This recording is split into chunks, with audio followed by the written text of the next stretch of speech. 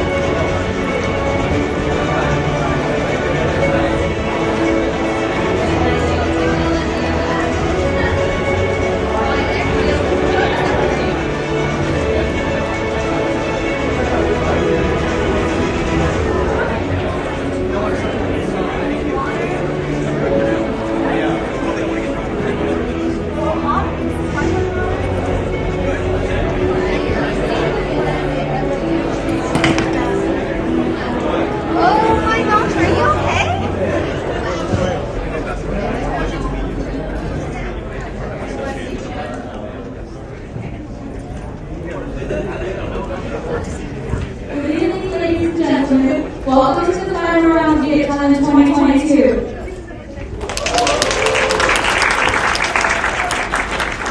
We are live here at NASDAQ in the heart of New York City and the financial world. It's really amazing to see all of you here today supporting VietChallenge. My name is Lily. I will be your host tonight along with my co-host, Tran.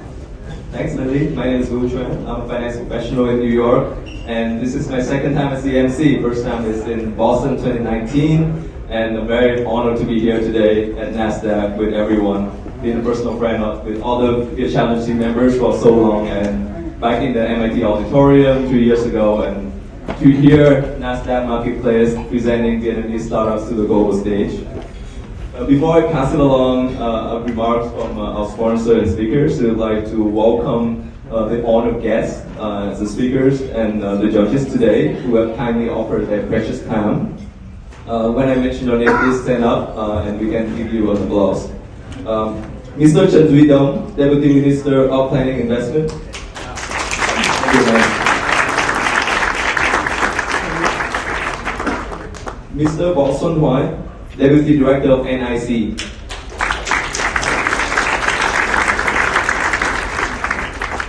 Ambassador Đặng Hoàng Giang, Permanent Representative of Vietnam to the United Nations.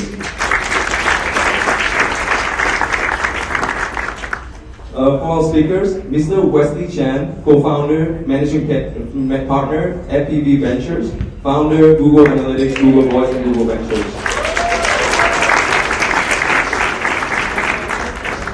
Next to him, Mr. Xuân Pham, Managing Director, JP Morgan. Mr. Wong B. Rose, CEO and founder of Melpop.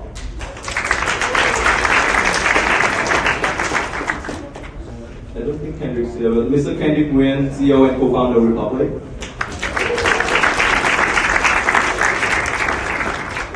Mr. Hoan Ton Tat, CEO and founder of Clearview AI.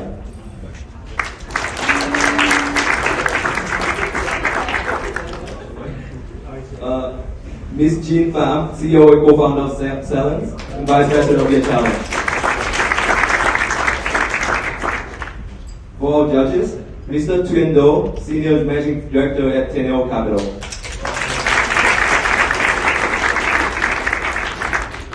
Ms. Anh Do, Partner at Indus Capital Partners.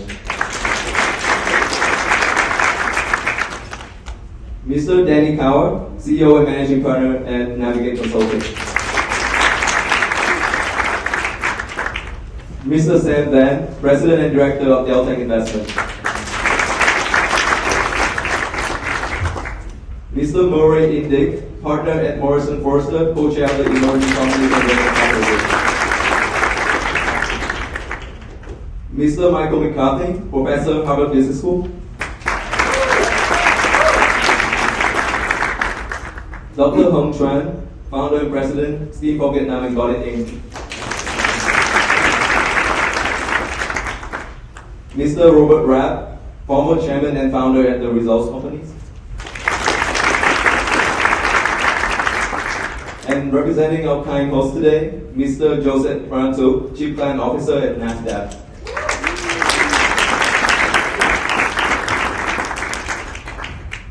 I want to echo Vu's saying thank you to all of you for being here tonight with us. Before we get started with our program, I'd like to welcome Mr. Joseph Pranto, Chief Client Officer at NASDAQ, to share a few words. The team at NASDAQ was generous enough to offer us this beautiful space tonight, and without them, this would not have happened. So please welcome Mr. Joseph. Thank you.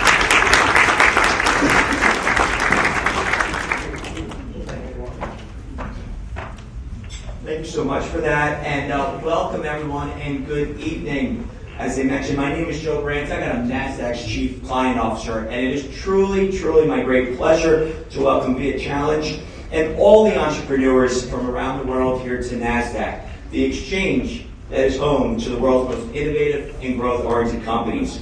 Now, we're so proud to be called the listing venue for companies such as Amazon and Tesla and Apple and Microsoft and Google, and we certainly value their partnership. But I'm also so proud and honored to be the exchange that is passionate in supporting the next generation of entrepreneurs and working closely with them as they seek to redefine the economy and redefine the way that we work, live, and play in the future. Now, I have been fortunate enough to be with NASDAQ for over 17 years.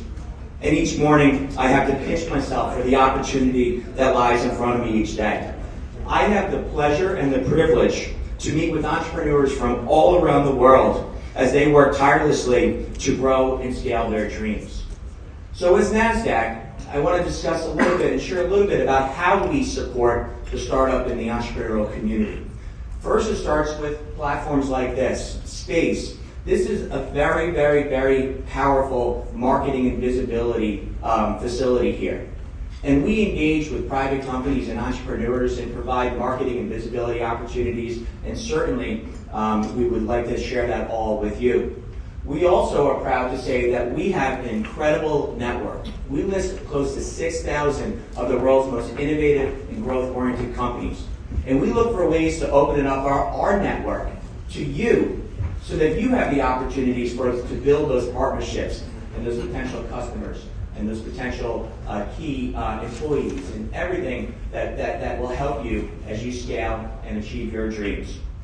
We also have offerings such as the NASDAQ Private Market, where we're helping companies as they scale and grow through the different rounds of funding to help provide liquidity, or SLP, structured liquidity programs, for their early investors and employees.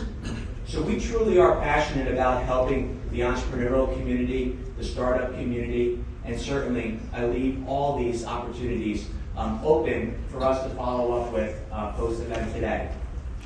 So when we think of the mission of VietChallenge and the mission of NASDAQ, which is to advance economic progress for all, I can't help but get excited about the partnership and the impact that we can make on the entrepreneurial community together. So I'd like to, once again, welcome you all to the NASDAQ market site. I would like to thank you for sharing your evening with us. And I would also like to congratulate all the entrepreneurs and wish you much continued success. Congratulations on all your success, and I wish you all a wonderful evening. Thank you. Could you please stay on stage as we will have representative from VietChallenge and Deputy Minister to come up and exchange gifts as a gesture of thank you for your kind host and all the good things that you've done for the Vietnamese startup community. Yes.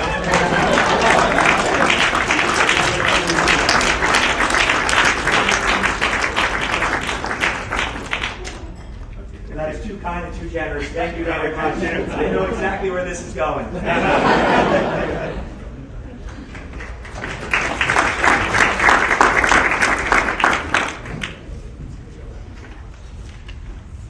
Thank you, Joseph, for your kind words.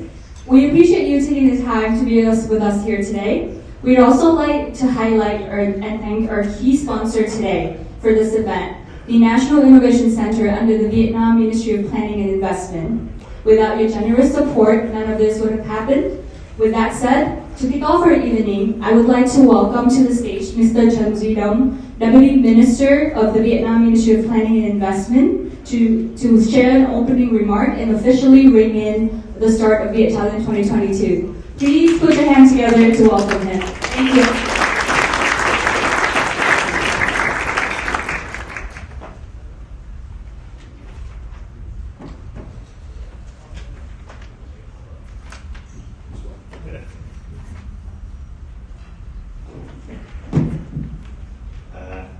Ladies and gentlemen, in this evening, the Vietnam National Innovation Center under the Ministry of Planning Investment is happily joining force with VietChallenge to present the global startup comparison VietChallenge 2022. We at the Vietnamese Ministry of Planning Investment recognize the importance of this comparison as to the number of delegates in attendance from Vietnamese and American organizations. Promoting innovation and entrepreneurship, we develop a strong spirit of the cooperation between two countries. On behalf of Minister Nguyen Chi Dũng, I extend his best wishes to the startups who have made it to final round here at the NASDAQ Stock Exchange in New York City. The competitors are joining the fourth industrial revolution, with moving at a rapid pace with a multi-dimensional impact on the global scale. Whilst many other countries suffer sharp economic downturn because of COVID-19, Vietnamese economy, on the contrary, picking up during the pandemic and have remained on the positive trend. It has attracted major cooperation from around the world. Still, our economy faces significant challenges we are determined to overcome. The key to overcome these challenges is innovation and entrepreneurship. You will see exhibited here in GTV. So on behalf of the Vietnam Ministry of Planning Investment, allow me to thank the Embassy of Socialist Republic of Vietnam in the United States for their support.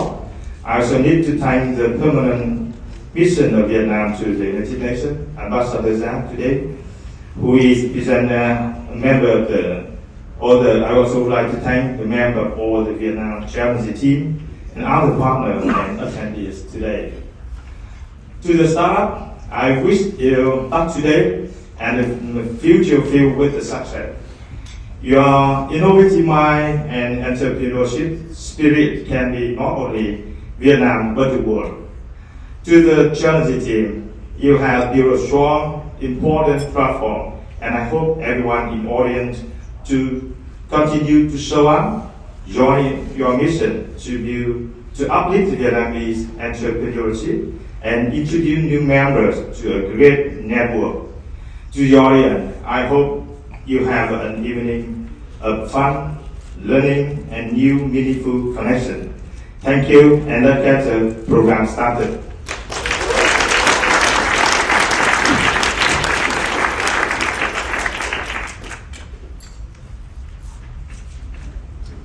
Thank you, Deputy Minister Chen Duy-Dong, for sharing your word of wisdom with us. As we all know, this event could not have happened without the incredible amount of work by its organizing team. I would like to welcome on stage two key team members from VietChallenge who were instrumental in putting together the event today. Everybody, please welcome Ms. Mai Zumaris, VietChallenge founder and president, and Yansin Lu, Chief Strategy Officer of VietChallenge.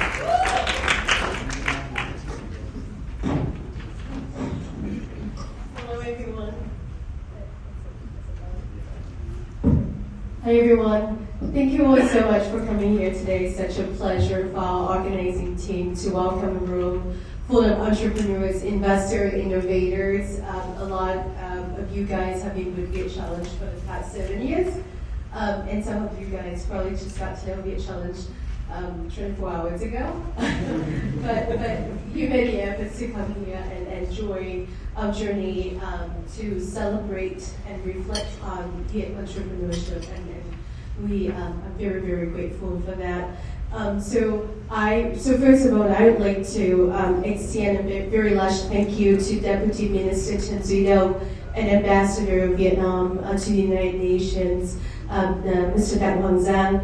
The fact that you guys, that both of you are here and you have been helping VietChallenge for so many years through the partnership with our partnership with the National Innovation Center of Vietnam showed the Vietnam government's serious commitment to building an economy centered around innovation, science and technology. And we also owe our deep debt of gratitude to the Minister of Planning and Investment, Mr. Nguyễn Chí Dũng, and a lot of our innovation center friends and partners, and we NYC and many more. And I cannot imagine a better venue that for the final round our competition, a place, as I say, to celebrate Viet entrepreneurship. And for that, we owe so much to the incredible team here of NASDAQ. Joe, Bob, Sabrina, we could not have made it today without your generous support and sponsorship. And you also gave us the experience of a lifetime to ring the opening bell at NASDAQ a couple of weeks ago. Really, really appreciate that. And the trip to New York also gave me and my team some time to reflect on our worldwide journey with VietChallenge. And as proud Vietnamese, we remain beyond grateful, more than grateful to our VietChallenge friends, supporters, champions, both inside and outside the Vietnamese community. And we would like to single out a few names here. First of all, we would like to thank Tuan Pham. I think he started out learning about us through a Google search. And then 5 or 6 years later, here he is. He has become a major advisor, mentor, judge, sponsor of VietChallenge. And this in turn led him to convince his great friend, the one and only Wesley Chan, to come and speak with us today and share his great insights about entrepreneurship and investment. Really, really thank you so much, Tuan, for everything. So unlike Tuan, there's also another person who basically just barely learned about us 1 year ago. It's Sam Dan, one of our judges here. So in the months since then, he has secured NASDAQ sponsorship and provided us valuable introductions to the world of finance and investment. And thank you so much for opening all these doors to VietChallenge. We also really, really appreciate Chu Nguyễn Duy Hưng, Hoành Nguyen, Danny Zuong, who are the biggest sponsors of VietChallenge, Anh Thuyền Đỗ, Marie and Dick, Danny Kauer, Anh Hùng Trần, Robert Grab, Kendrick Nguyen. Is Kendrick here? Yeah, he's coming, okay. Tia Wang, many other friends and partners at SI, NDH, my own law firm, Morrison Foerster, California Weight Solutions, and many others for all your incredible support to our platform. And as a startup accelerator, we cannot ignore the competitors at the heart of VietChallenge. They're the reasons why we're gathering tonight. I could not be prouder to introduce you to our finalists, BHAP, Kagoha, Cyber Purifying, Gene Story, Foodmap, and Webflex. Every one of them represents the next generation of Vietnamese startups in technology, life science, and logistics. They're brilliant and jealous in their pursuit of success in business. And in addition to our finalists, we are so graced tonight by the entrepreneurial speakers who do, Kendrick, of course, Hoan Tuân Thất, Wongi Rose, and Jin Pham. They will offer us insight into the entrepreneurial mindset of companies founded by Vietnamese, including Vietnamese diasporas over the world, and also entrepreneurs who are not Vietnamese like Wongi, but use Vietnam and looking to build Vietnam as the base for the global market. And together, they represent what we always believe about Vietnam and the Vietnamese community worldwide. Our entrepreneurial spirit, grit, and optimism bond together to create our superpower, which is our pathway to economic prosperity and upward mobility. And as far as I can tell, that superpower is pretty much invulnerable.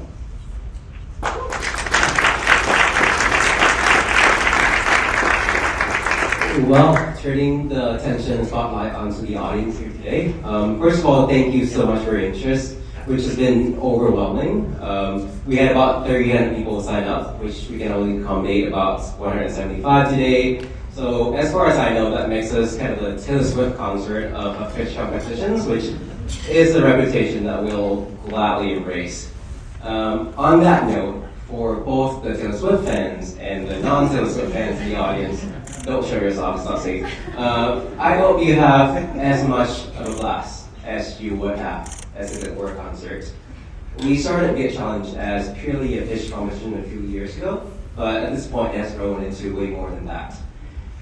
If you are somehow an early stage investor who's looking for an opportunity to invest, we have a few here, the best of them, to show you later today. If you are interested in investing in a little bit more growth stage, we also have that, and you'll hear from them later. If you are looking to invest in funds or other things in the finance world, you know where I'm going with this. You can find pretty much everyone here.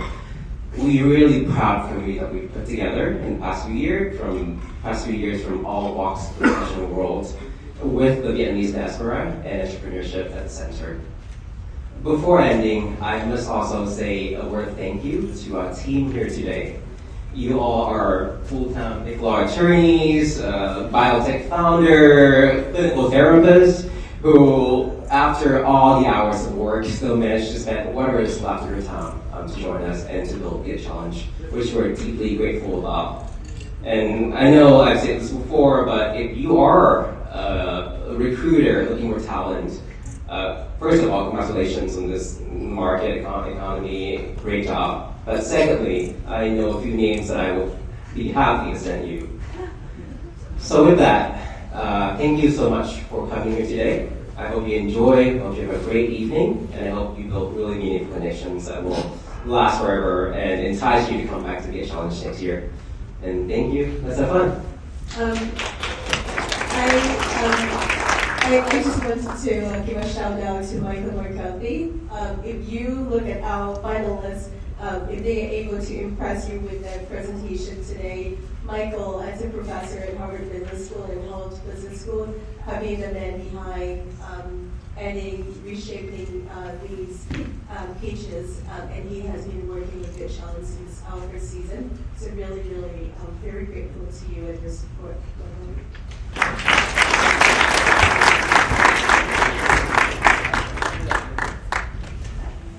Wow, that was a wonderful start of the night.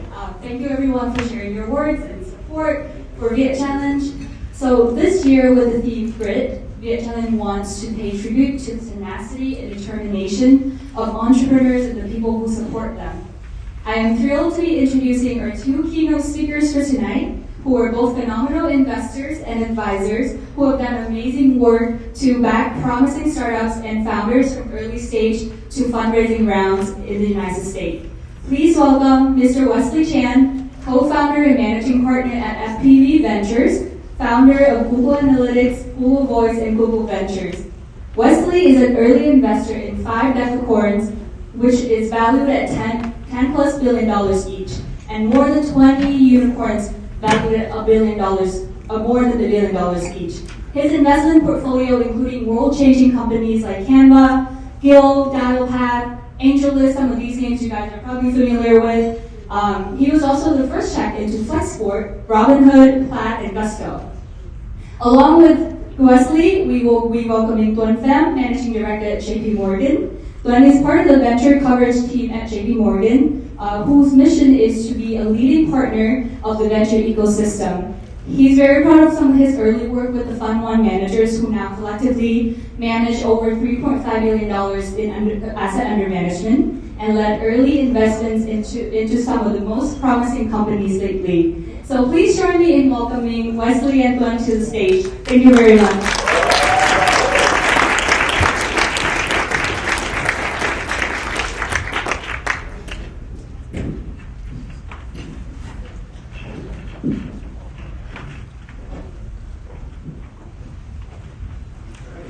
Hi, everyone.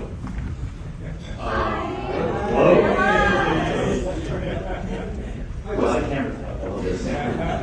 So, before we start, can we just level set a little bit and figure if you are a founder of a startup, please raise your hand.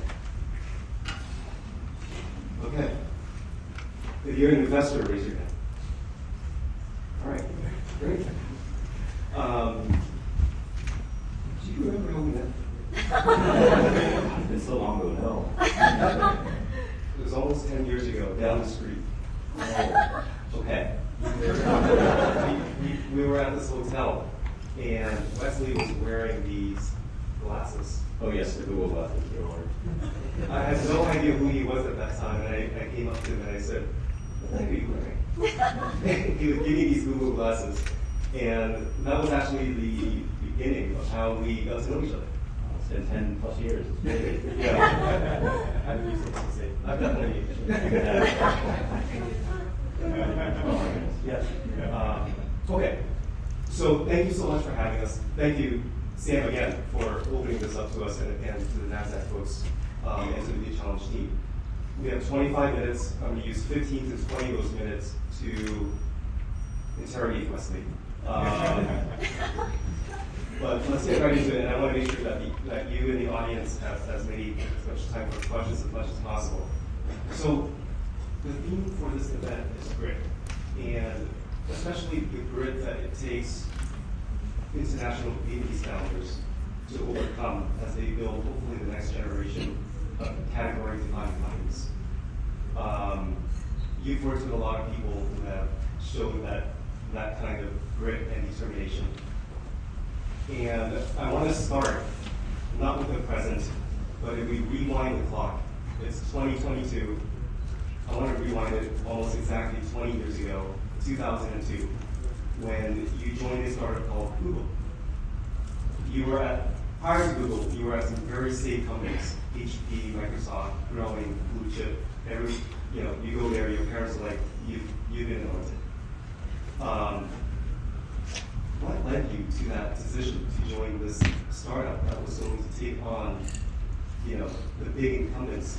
And what did you think of that experience? Yeah, it's just really fascinating. My entire existence is due to a series of very fortunate accidents and timing. Most people think there's some secret skill that I have, but I was lucky enough to have been born in 1978. My parents moved here from Hong Kong in the early 70s, and I sort of was lucky enough to go to school in 96, which was, guess what, the beginning of the dot-com crash. And I had these Asian tiger parents. I'm sure you all have some version of this here, where they said you can be a doctor or you can be a lawyer, but if you do anything else, you've shamed the family. And they also said you have to go to a good school, so I had terrible grades and whatnot, but I wound up being fortunate enough to have this after-school job.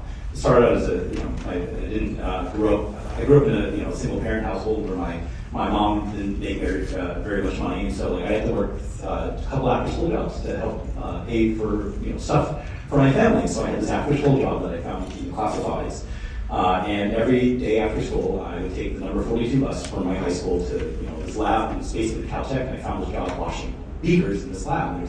They called me a lab assistant there. It was a glorified name for a dishwasher at a dirty lab in the basement of a building at Caltech. But one day the professor who ran the lab came up to me and said, "You come with me." And I thought I was about to get fired. And she takes me to my manager, who's the lab manager. Her name was Shelley Diamond. And she said, "Shelley, like Susan's left." I had no idea who Susan was. I can get her to the bench. And Shelley looks at the professor and says, "What the hell are you talking about? Like this, Leslie's just started." He said, "Let's get him to the bench." So Shelley hands this book over to me. It's called Advanced Cellular Techniques, and keep in mind I'm a sophomore in high school at this point, dad grades. And I read it. It's a PhD level book on how to do research. And so, fast forward a couple of times later, I was fortunate enough that Shelley trained me. I learned to do research in this lab, which was a huge promotion from washing dishes And wound up being on the team that discovered how to change stem cells, which were discovered in 1992, into red blood cells using the erythropoietin, which was the factor that Lance Armstrong and a bunch of people doped on the red blood cells. And fast forward that, I was able to get an MIT based on that research, despite having bad grades. And that timing, when I got there, my parents said, How did you get to MIT? Yeah, well, who knows? I wanted to major in biology because that was a safe bet to be a doctor. And I felt organic chemistry. For those of you that were lucky enough to be doctors, God bless you, I know how hard that class is. And then 2/3 of my graduating class was majoring in computer science. Again, 1996.com. Boom, right? So I just changed my major and said, I'm going to learn computer science. Never coded a computer before, barely touched one. Here we are.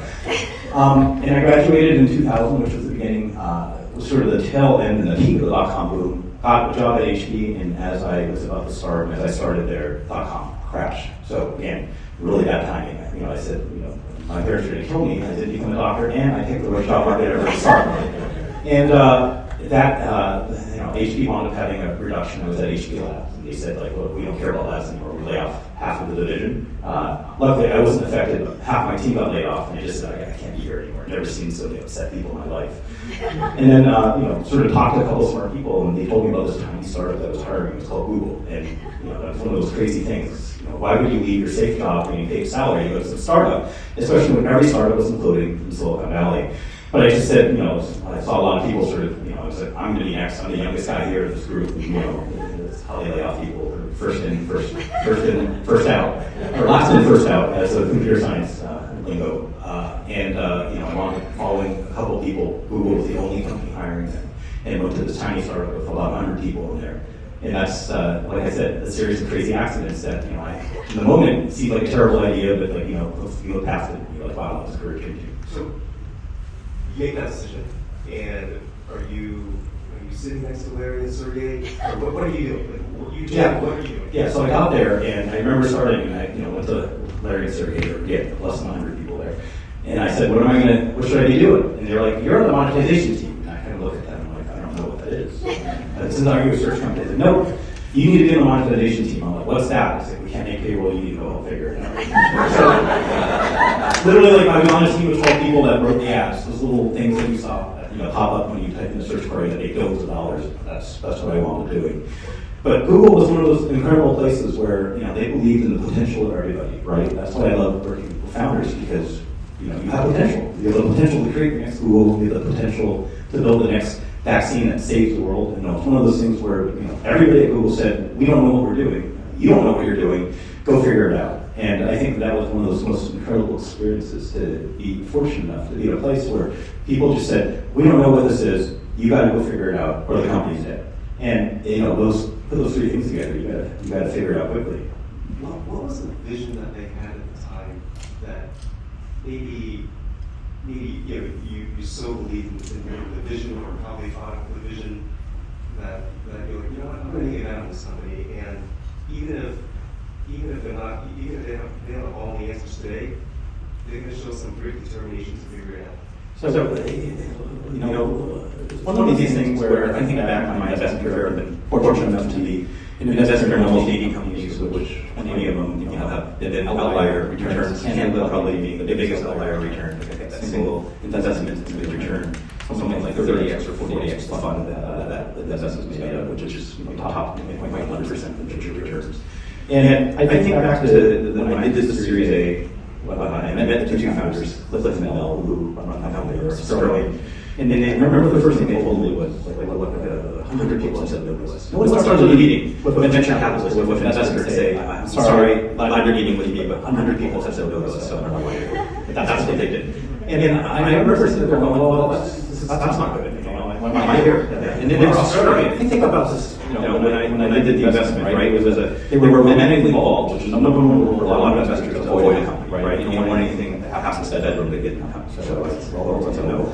And then they had no revenue at that point. They wanted a high transaction price. They didn't have a pedigree that every VC would sort of look for. They go to Stanford, they go to Harvard, they go to MIT. They're from Perth, Australia. She was a teacher, a former teacher. He was a construction worker. That's a co-founder. You look at that and go, it's not your typical startup founder. And then they tell you they had to that 100 people said no to them, and they're happy to meet with everybody. This is a company where they thought they said the world misunderstood them. Today, they're one of the most valuable companies on the planet. Mel just made the front cover of Fortune magazine 3 weeks ago. It's incredible, right? Last valuation was $40 billion, and it's one of those things that they have 200 million users worldwide that use it every month. It's an incredible company. But that came from a company where I remember when I met them, in that moment, a lot of people said, I don't know what the heck this is, 100 people said no. And I was fortunate to be the one that said yes. And this goes back to your question on Larry's survey. Why did they do the investment, right? It's the same thing. Larry's survey, 100 people told no, they did the investment, right? Think about the time when Google was existed. There were 10 other search engines. Every investor said, but the world does not need an 11. They showed me a book of credit cards, and there was a book of credit cards in our office. I remember walking in there, and there's just like binder full of credit cards. I'm like, what are those? They're like, what are all the credit cards? We've got to fund the company again. Like, we had to buy these servers, like, we had no way to make payroll. Like, this is what we had to go do. And it was one of those things where I just remember, like seeing that same book of binders, credit cards that in Mel's office. I remember seeing the 100 notes. I remember seeing the world has Photoshop. What do I need Canva for? Or the world has Microsoft Office. What do I need Canva for? Every investor dismissed the fact that they had a different way of seeing the world.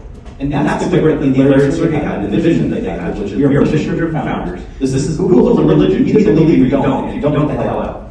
And they actually said that to everybody there. Like we're not going to pay you much. You're going to get these single stock options, which by then, remember, they're valuable now. But 2000, everybody lost their shirts, right? Like the stock was worthless in the dot-com crash. And Larry Sergey looked at that and said, we're going to give you stock. We're going to give you this stock. It might be worthless. And in fact, it's kind of worthless now, right? But you got to believe in the company. We're paying you a third of what everybody else is pay you. And you had to believe in that mission to join. That's the mission-driven founder. And they were really good at convincing me. Now look at Google, they own 80 buildings here in New York, right? So that's one of those stories where you sort of look at it and you just remember the mission and the vision that these guys had. And I think, I'm just I think Yahoo had a couple of chances to acquire Google at 1 million, 3 billion.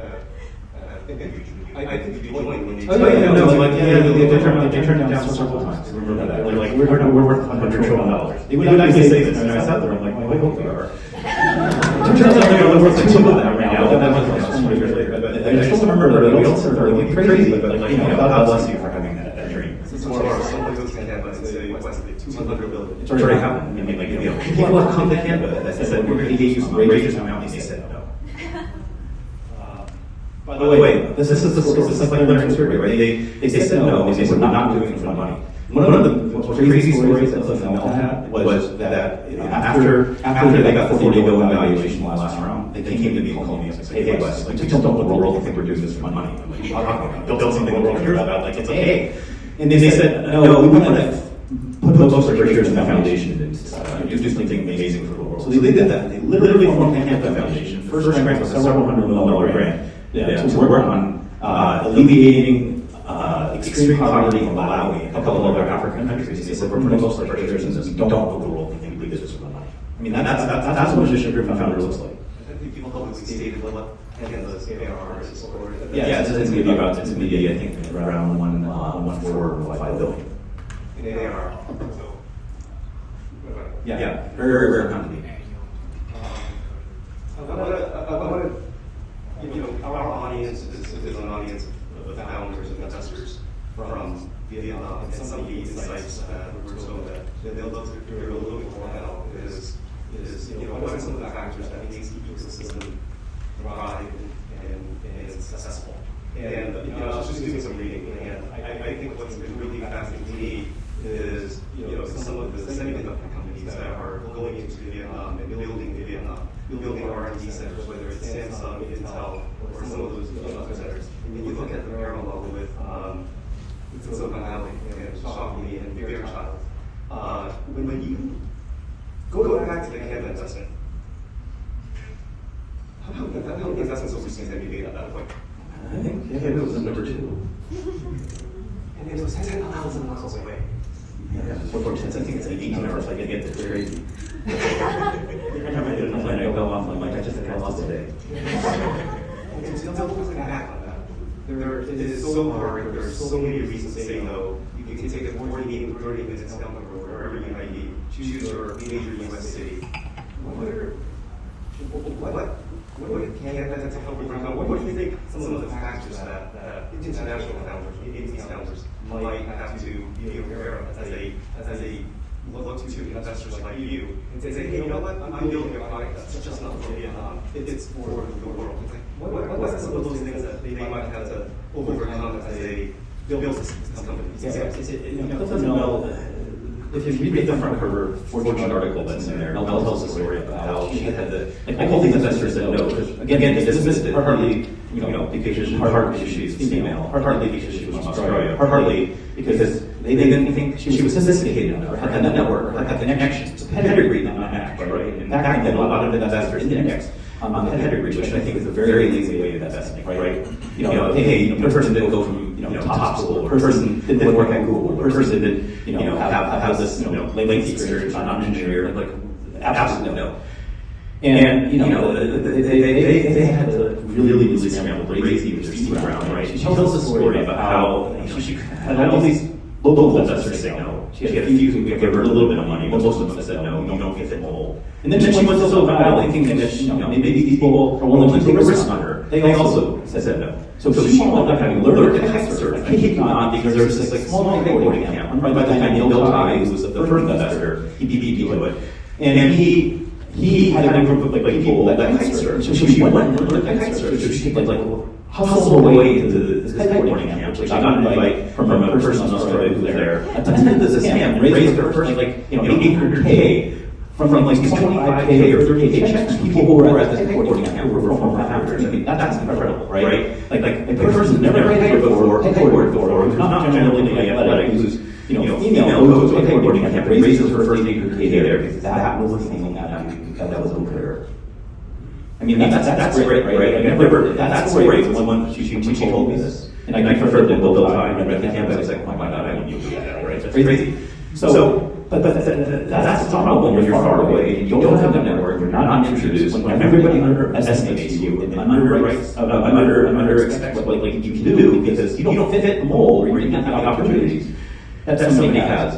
One of those amazing things that Canada does in hiring, this is why they have such an amazing, dedicated group of mission-driven employees, right? Because they don't hire on pedigree. In fact, they don't want the pedigree.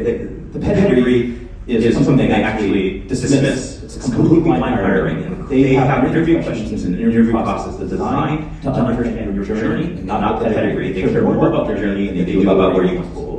So they interview and they say, what adversities have you overcome? They would rather hire somebody from a single parent that got into, not a university, who worked 3 jobs, got through it, and then hire that person, and the person who was from a very privileged background at Harvard, has an engineering degree, and was able to work in a bunch of investment banks. They optimize for that, and the people who, because you're given a chance to work with now one of the most famous and top companies in the world, they are absolutely loyal for work twice the amount of time. There's an on-basis insight that Cliff Bell has in their hiring.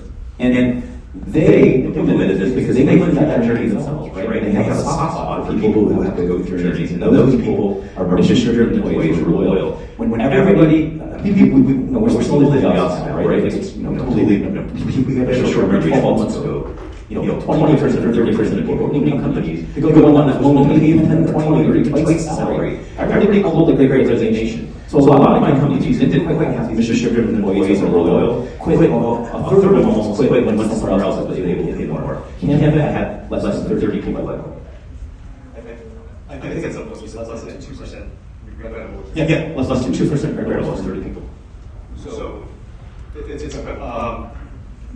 you've left thesis to raise a new fund based on this insight that you have on mission-driven founders. It's a $450 million fund that you closed this year. It's probably the hardest fundraising environment today. Well, the irony is that this would have been harder to close a year ago than now. So as the economy was crashing, literally it was a year ago on stage, I was somewhere where I raised my hand and I said, if your crypto is a scam, sorry, half these companies have collapsed and they didn't drop prices. Sorry, love you and you're doing what we but not for me. Then I said, like, all these venture capitalists are throwing outrageous money at high valuations at companies that are making $1 million or $5 million ARR at $1.5 billion. I don't do that either, right? It just get it when things turn on you. Because again, it survived two financial crises when Google got off my crash. So I just sort of said, like, what is venture investing? Having done this for 15 plus years, survived two financial crashes, is investing in mission-driven founders. Those are the ones that aren't doing this as a hobby.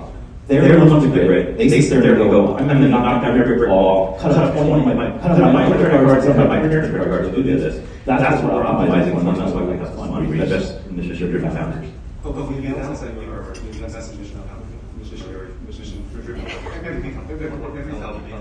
Everyone pitches you because I'm a mission-driven founder. You recently had breakfast with you had breakfast with Charlie Munger, for sure. Tell us about that breakfast. Yeah, sure. One of my childhood heroes. That guy's slightly more wisdom, or maybe 100 times more wisdom than people. And he has this wonderful essay back or Charlie's on that. It's a book I read probably like 30 times. And in the back of his book, he talks about all the weird things of human behavior, right? I think it's called the misjudgment of human behavior. And he explains all the behaviors where when you have misaligned incentives or when you believe too much in yourself or whatnot, that's like you make all these poor choices, right? You invest in crypto or FTX or whatever else because of ego or because of misaligned incentives or whatever the case is. And so, it's just listening to him talk is amazing. One of my biggest takeaways from that is, he looked at me and he's like, let me see if I can do like this Charlie Munger cracking. Like, last night.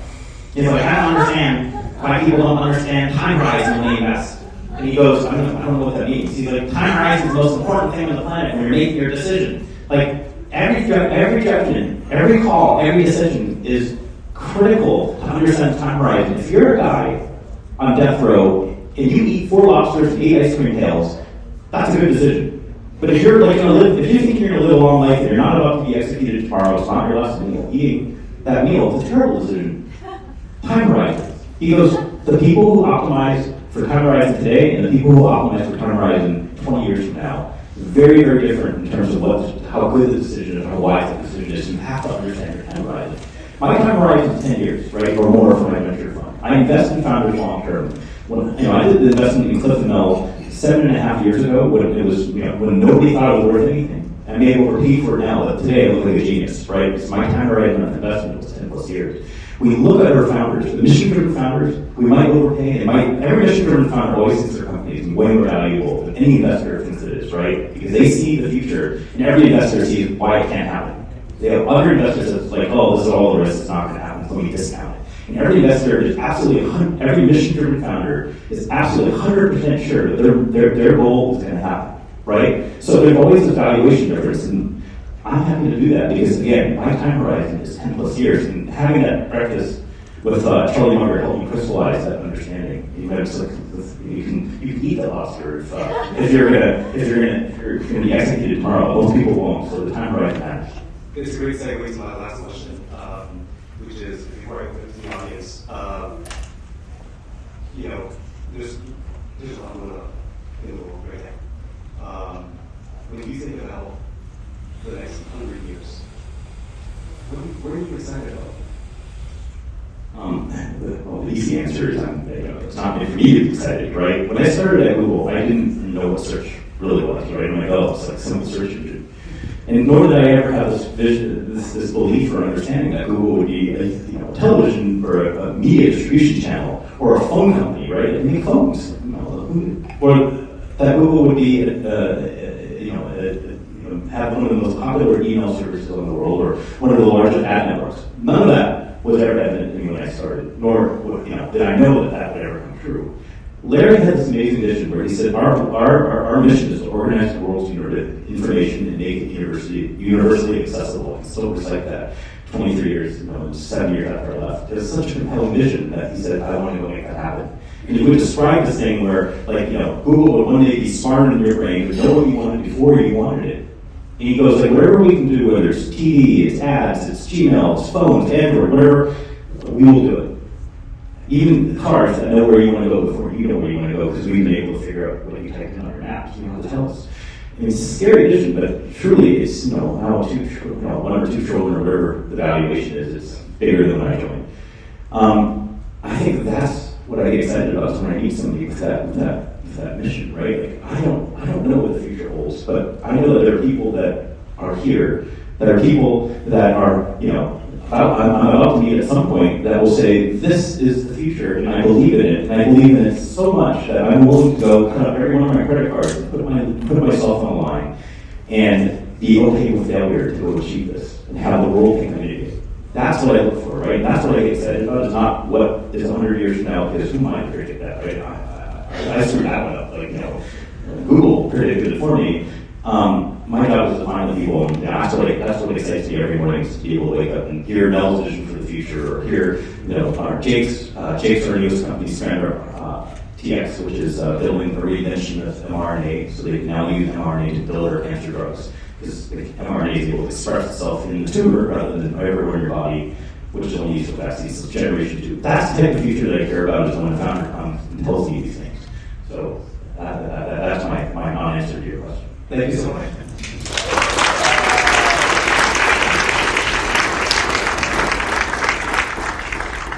How many minutes do we have for Q&A? 10 minutes.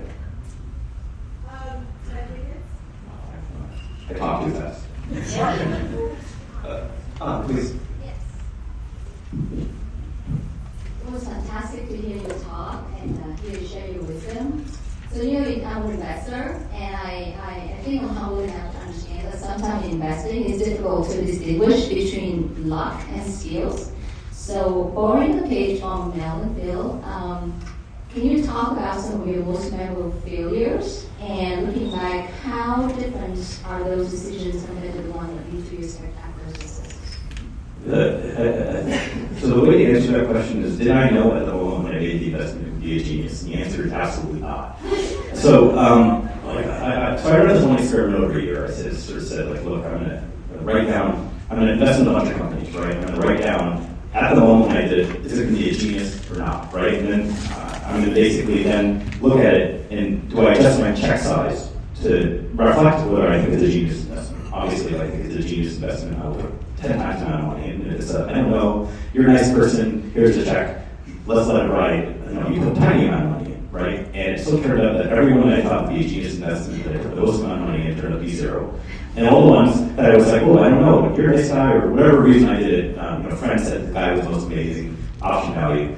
It turned out to be the first check in the Flexport, right? That was the one that I wish I put 10x money in and so forth. So there's a lot of luck in my business. You just have to be humble enough to know what the luck is and what discipline that you have that you may not know more than you think you do at that moment. So you keep a decision locked so you can look back and see if it was a good decision on your part or it was just not? Yeah, you always look back. I mean, I helped start Google Analytics. It's all about gathering data and understanding the insights of it. And so, I think that's the piece that I have. That, even though I know I'm not smart enough to predict at the moment whether it be a genius investment or not, right? That's why you create a portfolio as an investor. You take a lot of risk. And I'm in a business where 90% of my decisions are failures, right? If I was a doctor, I'd kill a lot of people, which thank God I'm not. But that's literally the most important thing is that you know what you don't know in this business, you understand what you don't know, and you make sure that you create a portfolio that allows you to manage the risk and hope that you find out one candidate.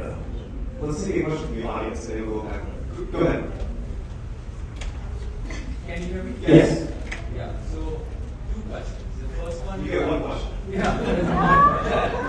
It's like companies like Google want to invest in as many fields as they want. Create ecosystems. Companies like Apple wanted to keep an ecosystem, and Google wants to open up the ecosystem. So how does a founder want to decide whether you want to open up everything or you wanted to have something which is very close network, something an ecosystem or network effect? So I think the question is, open or closed ecosystem, which founders should go after, right? And my answer is you work with both ecosystems, right? Like people launch an Android and have an open one, and you can't even go to the App Store, even though it's closed. So you have to go into both of those. And to the degree that you can be as flexible as possible and make sure that you can work with all ecosystems, which kind of is open one in itself, you have most flexibility in doing what you want to go do. Yeah. What are your questions? thank you for being here. And I really like grit. When I studied positive psychology at Penn, one of my professors was Andrew Duckworth, who popularized grit, which is basically long-term resilience for a long-term goal. And I've always been interested in the intersection of grit and entrepreneurship. And so I've asked a lot of people, when do you quit? And I had the privilege of meeting Bob Langer, who created one of the COVID vaccines, co-founder of Moderna. And I said to Bob, when do you quit? And he said, never, never, never, never. But then a second time I asked the question again, and he said, only when someone beats me to it, like a competitor. So on behalf of the 15 students and all the audience that we have here, we have a lot of young entrepreneurs. When do you think they should quit? I think the answer is never. So,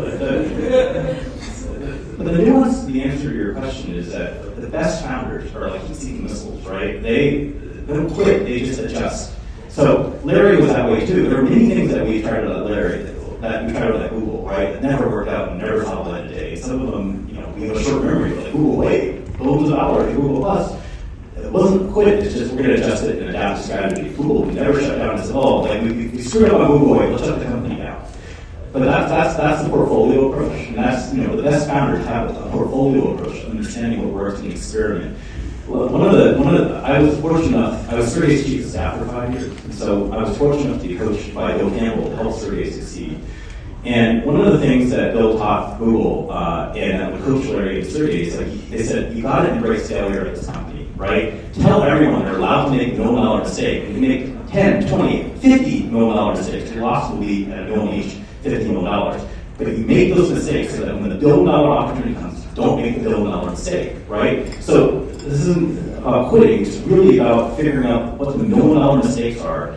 If they want to do mistakes, so that when the $1 billion opportunity comes, you're ready to go double down, triple down, quadruple down. You're ready to go do that because you've learned so much from it. That's what the best founders that I've been able to work with, the Clifton Mells at Canva, Josh Reeves at Gusto, the founders of Plaid, they figure out $1 million mistakes so that they don't have to quit. They just learn and adjust and move and find the $1 billion opportunity to double down on. Thank you so much. And we're out of time. Thank you. Thank you. It's an honor to be here.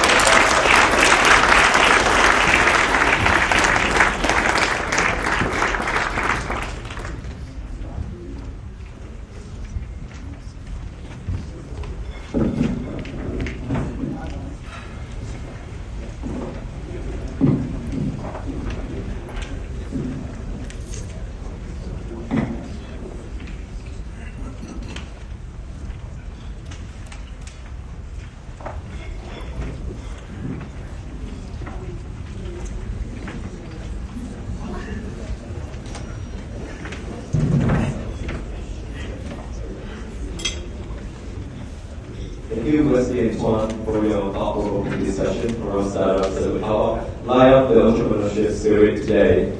We are ready to kick off the night with pitching session. I want to go over the rule first for pitching. Each startup will have a total of 15 minutes, and general guidance is 5 minutes for pitching and 10 minutes for Q&A. However, we do expect that some startup will go over time, and that will be into the Q&A time. So each startup will have a total maximum of 15 minutes. Our first contestant is an architect startup from Vietnam. Please welcome on stage Foodmap.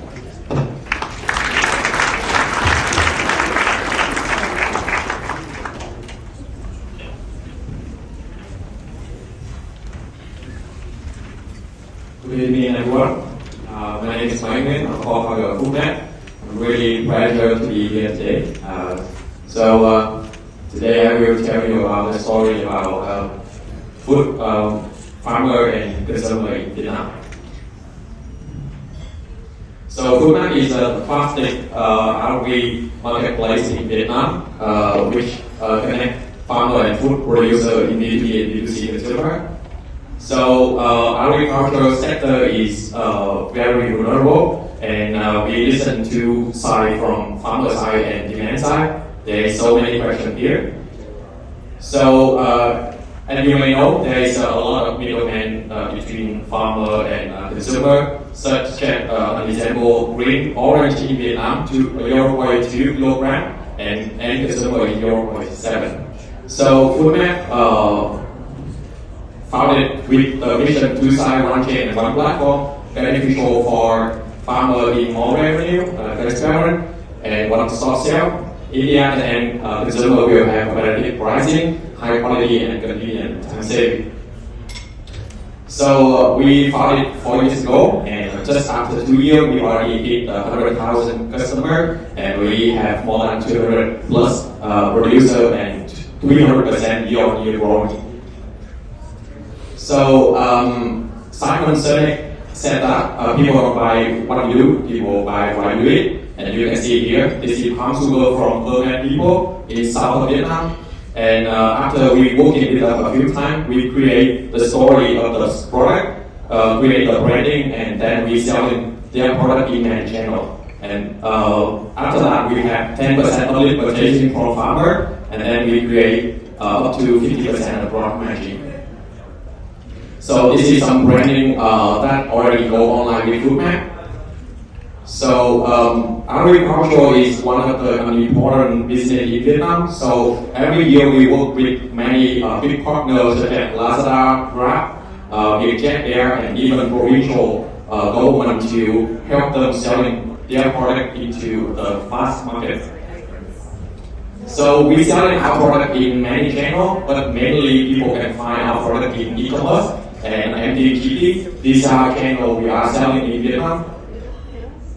So to working closely with farmer, we established a procurement hub with total 2.5 thousand tons per month in 4 places in Vietnam, in Highland and Mekong Delta. So besides we selling farmer product in our platform, we also own the private label. We buy raw material from the farmer, and then we in charge of building brand, and then we will create a huge advantage margin, sometimes up to 70% to reinforce Foodmap brand and also create a loyalty from the consumer. So this is the technology roadmap from Foodmap, because we define our company is agri-technology. So we already have FarmTech, we create IoT to collect data from the crop, and then we store it in the producer database, and then we have the quality control application, and then we create a DTrack, that is a service provider, which we work on with NIC and some partners from government to establish the QR code to trace relief. And then we have the operation tech, especially we have the export system, tracking location, temperature, and humidity, which we are part of city in Vietnam to deliver fresh product to the consumer. And then all the product we are selling online with the Foodmap web app, digital marketplace, and then we have a Foodmap design ERP solution to control all of that. So this is some image of our product. It's over there you can see here delivery, last mile delivery, and then we store it out here. So this is some financial status for the last 2 years. So we plan this year we have 3.6 million revenue, and we strongly believe we will hit that up to now, and we will have 3.5 times growing compared to last year. So we successfully raised 2 rounds of fundraising with totally $3.5 million US. And right now we're preparing for the Series A next year. But besides the situation of the economy is not so good, so we created a $1 million bridge round to strengthen the runway revenue. So next year we will plan to call 5 to 7 million US for the Series A. So our core team is really strong and young. This is our core team. I'm here, come here. So we are honored to have so many prizes in terms of Southeast Asia and even in London. So this is our investor. We have Foodpass, Bnext, ADB, and Waymaker. So this is a full picture for the next 5 years, which we have deleted for IoT platform and also VietChallenge for the service provider, and Foodmap is a channel to selling all product. VietChallenge is the platform to selling fertilizer, pesticides, and based on biochemical to sell it to the farmer. And also we have Foodmap consumer, which is all private label owned by Foodmap. So full picture, we can easily bring one agricultural product from farm to table just through our platform. So this is my final way for Q&A. Thank you.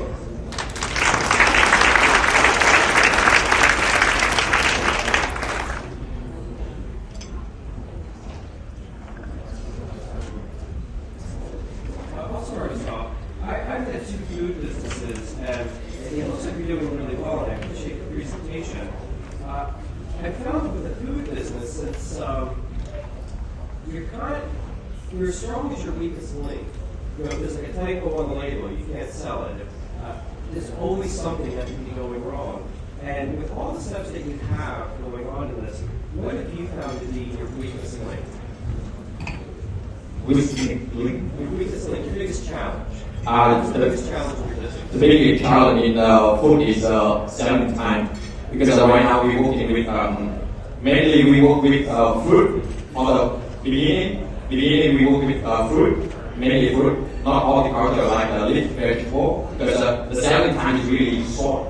Sometimes it's just a week, sometimes it's just a couple of months. So mainly in our platform right now we focus on dry food, frozen food, and fruit. That is the beginning.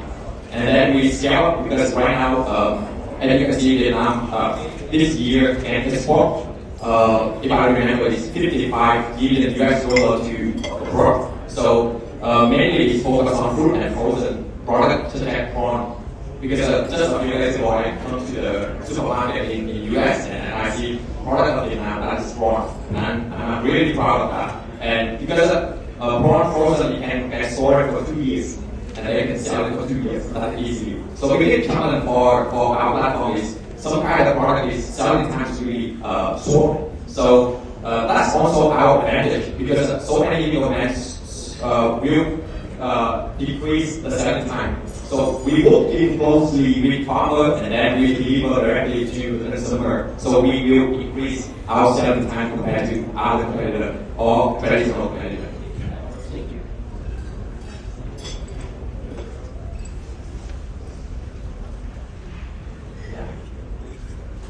Yeah, just borrowing on what Wesley asked earlier. What's your mission? Trying to connect. I hear a lot of things. What's your mission?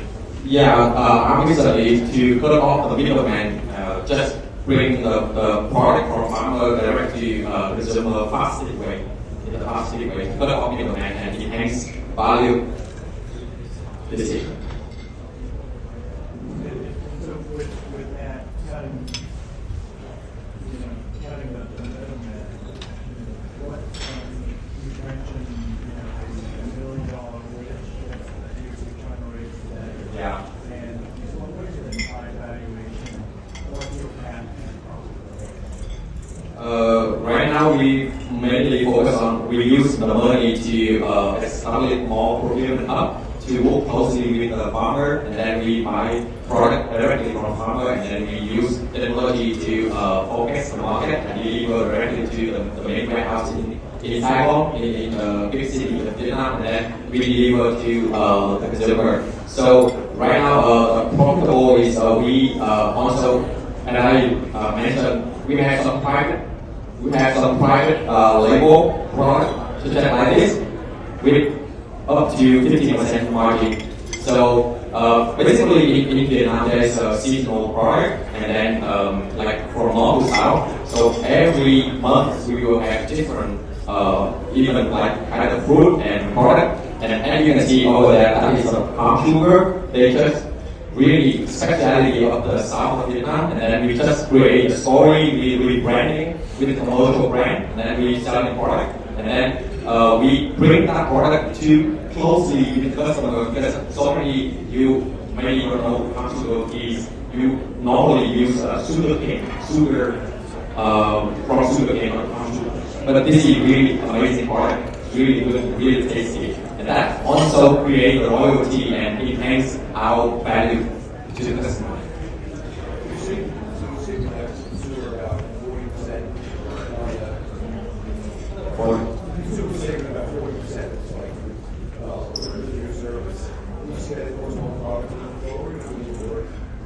Yeah, mainly profit it comes from our private label product, but in our platform, such as like this, consumer will have like $0.7 and now 0.4. So you're saving about 40%. Yeah, yeah. Some product, yeah.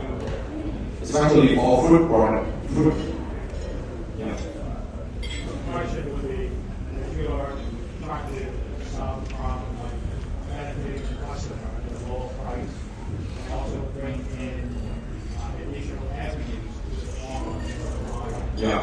Are they exclusive to provide their products to you?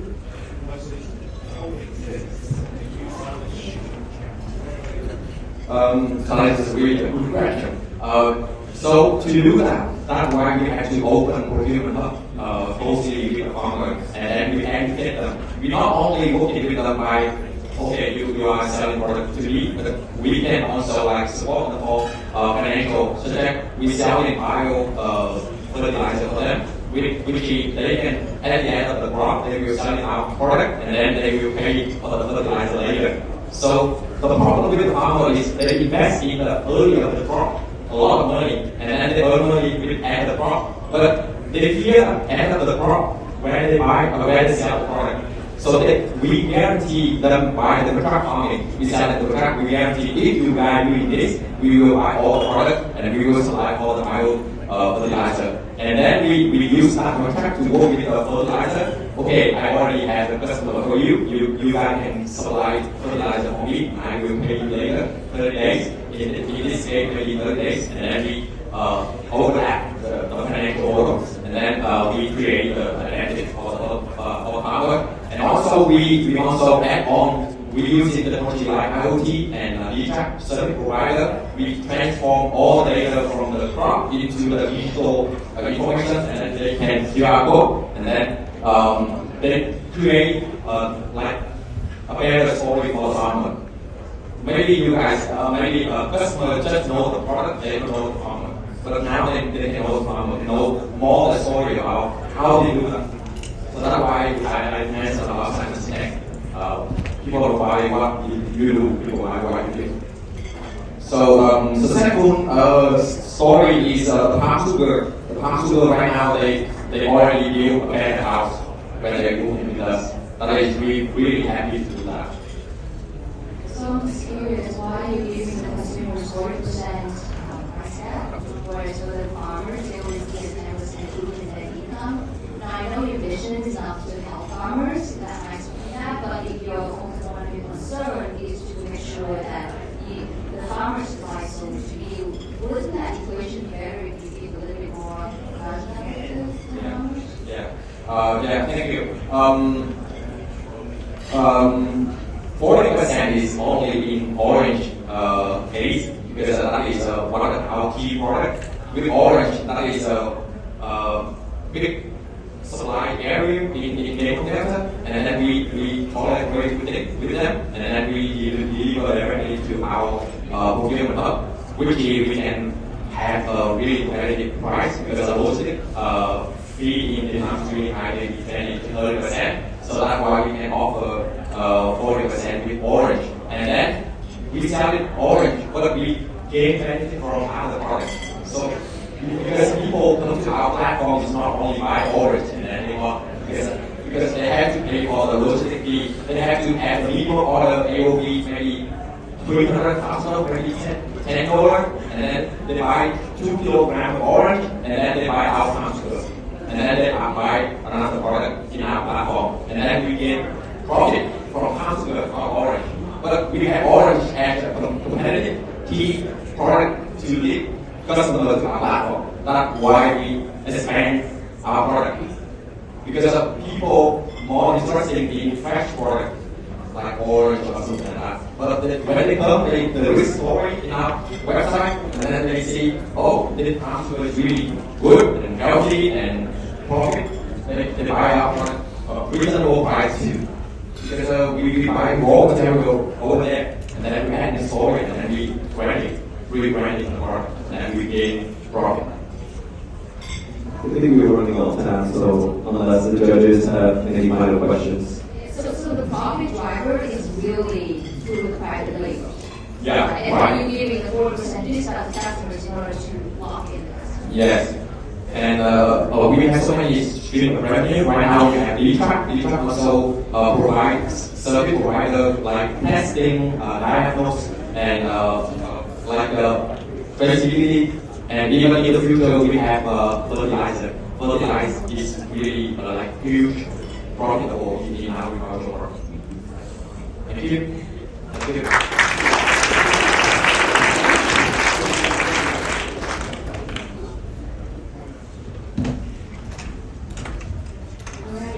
Thank you, Foodmap, for the wonderful presentation. So our next speaker for tonight is building AI tools that will power the future of logistics. Please welcome Cargo and their team to the stage.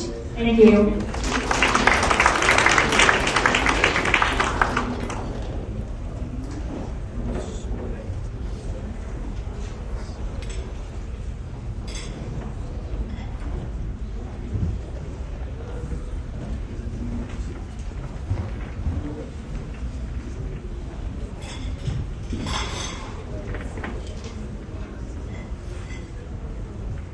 Hi everyone, my name is Kelly and we are Cargo Hub. We are the AI SaaS platform where logistics and global sharing happens. When I was working as my uncle exploring business, I learned about freight forwarders, the middlemen who orchestrate logistics for businesses. They help reduce complexity as they handle moving containers across ocean and air. Under the hood, each container requires many service providers. In fact, you need about 50 less companies if you arrange logistics by yourself. That's why freight forwarders are very important for most modern businesses. As a software engineer myself, I started seeing a big problem in logistics. I need on average 72 hours just to get a port, and as a result, I might lose some deal because of that. My cargo, that expensive cargo, out of track.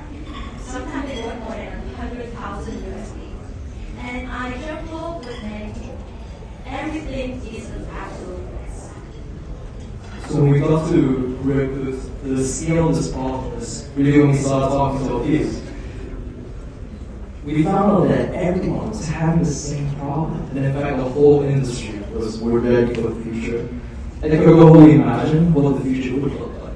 What if instead of many tools, we had one tool, and it was end-to-end, one workflow, a connected community of users, and a tool that's simple and powerful as a bicycle, a tool that puts the power of logistics in everyone's hands.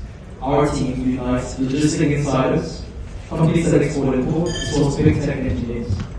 In this space, we're the only team with deep technical expertise, as well as the deep logistical eyes that we get this off the ground. So what do we do actually? Well, in our industry every day, everyone faces this, the inbox clutter and the document treasure hunt. Imagine every day a tornado of overwhelming data and communications trying to burst through your inbox, thousands of emails, and you don't know where your documents are. This problem exists at every level in our industry. And you can really imagine it as the whole industry before it's email, where there are a few big suppliers at the top, there are many middlemen, and very little tech. And that is what Cargo is bringing to the table. We bring the whole industry forward. Cargo's unique selling problem value across not just our patent-ready AI, but it is in our market segment, which is traditionally underserved, and yet accounts for more than 50% of global trade in total. On top of that, the demand side of this equation has never been served at a full solution before, and counter that with our Eastern market in Southeast Asia, we're in a wide open field. So, what does the solution look like? Well, instead of doing it in inbox clutter in the document treasure hunt, use Cargo Hub. We take and tame the chaos of all this by 5 AI engines that processes all this data and displays it to you in a workspace UI that looks and feels great. And then when you need to interact with the store again, use the same AIs that will pump the information through again to the respective sources. Our solution is ready to be deployed within weeks and can serve any particular participant in the logistics value chain. So, what does it look like? Well, instead of the box color and documentary on, have a personalized dashboard, a command center for a global supply chain, have an integrated workspace, have a pseudo marketplace where if your contract does not cover a particular route, you can get the logistics always done on Webflex. You have live tracking for every part of the journey of your container. And when it comes to documentation, we guarantee accuracy and speed because of our AI. So what is the one more thing about Webflex? Well, we're completely modular. You pay what you want. And moreover, we're integration agnostic, enhanced justice now. But the other side of the user of Webflex does not need to be on Webflex in order for our users to reap the full benefits. That's why the AI is important. And finally, we're white label ready, closed loop ready, and interoperate with all major ERP systems. Currently, our traction is 20 plus freight forwarders working closely side by side with us for a year now, perfecting our first alpha product, and we have a exploding wait list that is just waiting to be our sales pipeline. And our benefit to customers is quantified. We save our customers on average time and cost at a huge scale, and that's critical in current economic climates. And what is our business model? Well, we start as a sales SaaS model that you can imagine as Salesforce, and we also have our direct logistics arm because we want to guarantee that when you ship on cargo, you will always take the capacity. And looking more to the long run, we're really in the data game. Because when we have all the volume of trade going through our platform, we really aim to become the Google and Expedia of logistics. And on top of that, we determine to be a one-click sales of financing and insurance where the volume is naturally. A bottom-up sizing for our market shows that just in Vietnam alone, we're a $2 billion market. I want to put special attention on the $2 billion market because when we go to our top-down analysis, you see that the TAM right now is $560 million. That's a $1.5 billion gap that's not being served at all. And our unit economics is classified for 1 LTV/CAC ratio, success, and our unmet logistics need arm of the business is also a multi-billion-dollar market. We at Cargoha is category defining, and first we look at multiple categories, and we sit solidly on the top right of this logistics quadrant. And when it comes to scaling our business, we take advantage of the current climate in logistics, which is very scared of verticalization and people tearing up the community. And we take advantage of this as well as the network effects, as well as our pedigree in the logistics industry. What we're trying to do is build a technology that will be the gateway to the future trading powerhouse of the world of Vietnam. We're building the future of logistics for our family, our community, and our country. Please join us on this journey. Thank you.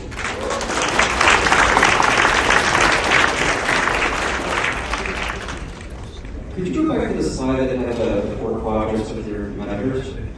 Absolutely.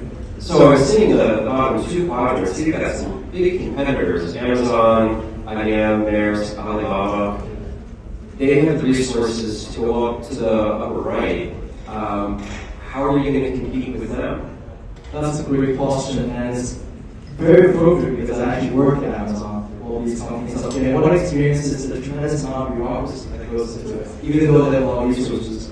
Where we as Cargo really stand out is being nimble, autonomous, and lean, and we iterate towards a solution that the market actually needs and scale with. So that is where we really set ourselves apart. And moreover, the more important part is our understanding of the market. The Southeast Asian market really cares about familiar values, as we all know, and they require them for even paying more in some cases to work with somebody they know for many years and work for a company.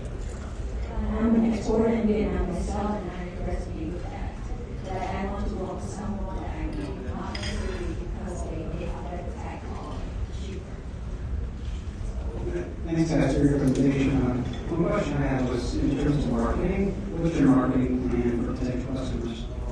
Our marketing plan, because of our B2B presence, is mainly targeted at 2 people in organizations. Well, the first one is going to be the CMO of the freight forwarding company, the supply side evaluation. The on-demand side, we really target the CFO because he's in charge of the budget and logistics and procurement. We have the pedigree to do this because King, our founder, is a VP of the Vietnamese Logistics Association. That gets us into the door of many of these Southeast Asian logistics associations. And on top of that, we have connections with many of the companies that we're already working with right now. So that's what we're doing.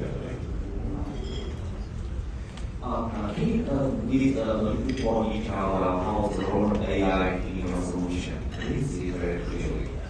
Definitely. So the main problem with logistics is there's too much data and communications that is unsorted that's coming to our inbox. Imagine that on average you get 1,000 emails asking for quotes, asking where your cargo is. It's a mess to try and go through each other. So our flagship product, our email AI client, really takes all this and uses a simple supervised learning model.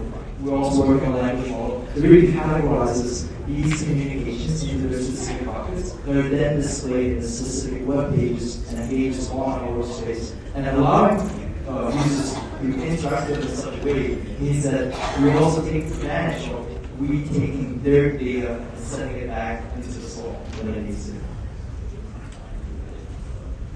Do you have some kind of example to show today, or you need to later after the presentation? Are we talking about that one? We have a demo. We'll show you how it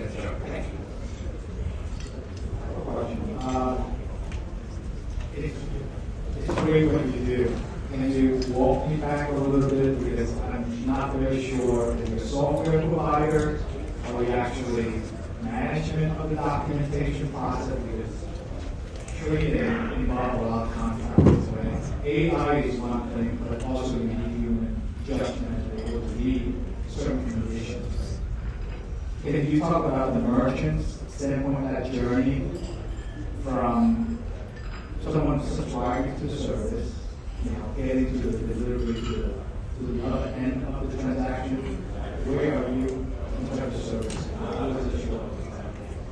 Right, so that's a really big question, but I'll try my best. So let's say you're a company that ships a lot, right? Usually you rely on a freight forwarder, a person who handles all the logistics, but in order to interact with them, you're using email, and a lot of these contracts you're talking about comes through them. Now, the role of human judgment we're reserving for the people who actually know this stuff. What we're trying to do is make their life easier. So imagine all these logistics professionals that you have in mind. Instead of having them go through each email, trying to figure out what is in it, they're just in one place on our platform, in our workspace, having all their work done there, and as well as the whole logistics workflow in terms of sourcing the quote, tracking the quote, and finally invoicing. All this user journey will be on our platform. So in terms of that, that is why our primary business model is SaaS. We are providing that sort of a solution to make the logistics department of any company and the logistics providers life much better. But then we don't want our customers to come to our platform and say, we need to ship something, your providers can't help us. So that's where we step in and give that quality care to you. So the 8% saving, cost savings you mentioned earlier, is that mostly labor cost savings? And secondly is, many of these companies, they deliver transaction for either you have the fulfillment staff, and how do you compare that versus the upfront cost they have to pay if they use your service? Well, we're constrained in terms of the slide, I have a great slide for this, in terms of like the logistics development, actually, we actually still have it. But the gist of it is that, here we go. So the logistics technology. So this is how much like you're gonna pay, let's say $50 for your cargo. But what SaaS is costing $50 here. Very small portion of that. And in terms of our savings, yes, it is in labor, it is in the repetitive work that you do. And in fact, I'm sure that if you talk to like CFOs that we have been talking to, their main problem with the logistics department is it's very inefficient and they don't know what's going on. So our solution is very favorable to that. And in terms of aligning the logistics professionals for our side, they in fact really want this product as well. Like we're really selling it to them as not displacing them, which is some verticalizing what they would do. We're really trying to help with the life solution.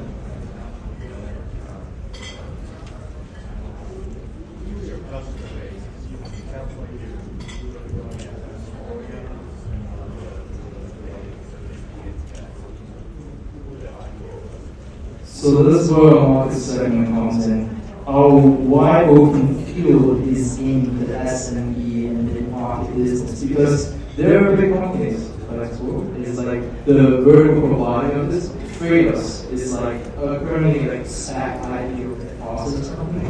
So what we're targeting is low end and sport, but this is not small at all. It's 50% of global trade in general. So this is, and moreover, this is only the supply side of the equation. Our modular solution means that every part of logistics can be encapsulated and made more efficient by AI. And in terms of the demand side of this equation, nobody's even touching them. And also zooming out to Southeast Asia, there's really no real competitor at this point. We're running out of time, so we'll have time for one more question. One more question. Why a subscription-based model? Why are you using that? Our subscription-based model is based on the fact that our easiest sale to a CFO is that we're helping your sales force because from a CSO point of view, they're like, anything that helps marketing department, anything that helps logistics department, I'll pay it. It doesn't matter how much. We also thought about volume-based service, but because we started quoting like clients from the high end of volume, they started getting a bit skittish. Imagine you're doing billions of dollars a trade, and cargo is taking 1% cut. That's really expensive. So that's why right now.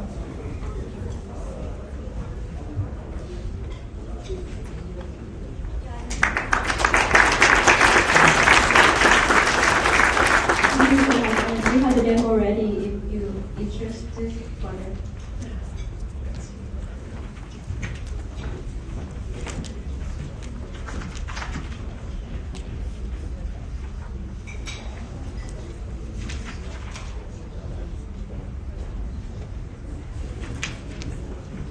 Thanks team Aloha for your presentation. The next contestant is an on-demand warehousing platform in Vietnam. Please welcome team Webflex on stage for the presentation.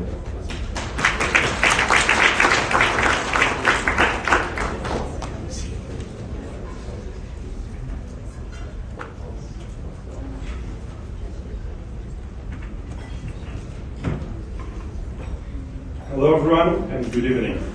My name is Rodolphe Lavalis and I'm one of the co-founders of Webflex, Vietnam's first on-demand warehousing platform. In a nutshell, we are aiming to build the Airbnb of warehouse for the B2B sector. Warehouses are typically a facility that's fixed in size and location. But imagine for a second a hypothetical scenario. What if warehouse could be flexible like a podium that we can accommodate your level of inventory throughout the year? We make warehouse flexible, not physically, but digitally. Before I jump in more details about that, let me give you an overview of our one-year journey so far. Webflex idea started exactly December last year. And in the following month, we raised our pre-seed investment to initiate our journey. We built our MVP on a no-code platform and started to generate our first transactions, reaching the mark of $400,000 in GMV of warehouse bookings. In September this year, we raised additional funds for a total of $700,000, and at the moment, we are focused on growing the team, building the product, and acquiring new customers. How was that possible to achieve such achievement in a short period of time? The reason behind that is our team. We are a group of professionals passionate about to solve the most critical problems in our industry, and we have with a wealth of experience in sales, operations, and technology in Vietnam and international settings, including Fortune 500 companies. Coming back to that hypothetical scenario, that's exactly our mission. We want to provide flexibility and agility to business to access warehouse space on a pay-per-use basis. And our vision is that by 2030, we're going to build the largest network of flexible warehouses in the Southeast Asia region, seamlessly connected in the clouds. The problem we're addressing is, in Vietnam, traditional warehousing is still the norm. But local businesses, they need to constantly adapt their supply chain to the new market conditions. Some of the pain points include a highly fragmented warehouse market across multiple providers and lack of reliable information. Second, customers have limited alternatives for flexible warehouse arrangements. And third, the low digitization of the overall customer experience. Looking at the macroeconomic level, we know that Vietnam has one of the highest logistics costs in the region of around 20%, compared to the more efficient countries like the US or Singapore, around 8%. That's because of the fragmentation of the logistics industry and because many processes are built around old practices. The ultimate impact of that products are more expensive to end consumers than it should be. On the business side, they're not enjoying better profits for their own operations. You might be wondering, what is the difference between traditional warehousing and on-demand warehousing? Well, there are a number of factors such as searching, operations, technology, payment, network, but let me tell you what are the value proposition. Through our network of warehouse, we aim to save time for business to access warehouse space. Instead of waiting years or months, it could be done with us in a matter of weeks or days. And we aim to provide to business a nationwide network of warehouse with not necessarily long-term commitments at a lower cost and improved customer satisfaction. With that in mind, our target customers are in two groups. On the demand side, relevant industries throughout the value chain, such as trading companies, manufacturers, wholesale distributors, and omnichannel retailers, can benefit from our platform. And on the supply side, warehouse operators and logistics companies can list their space in our platform and contribute with this sharing economy concept. Taking consideration, we would take only 5% of the warehouse markets. That represents already 1.3 billion US dollars in Vietnam only. But we have plans to go above and beyond in terms of logistics scope and regional expansion. So imagine the size of this market. Let me introduce our solution. How does it work? First, it's a B2B marketplace that facilitates the warehouse booking between the businesses and the providers. Second is a business network where you can get access to additional services like insurance, credit, and other logistics services.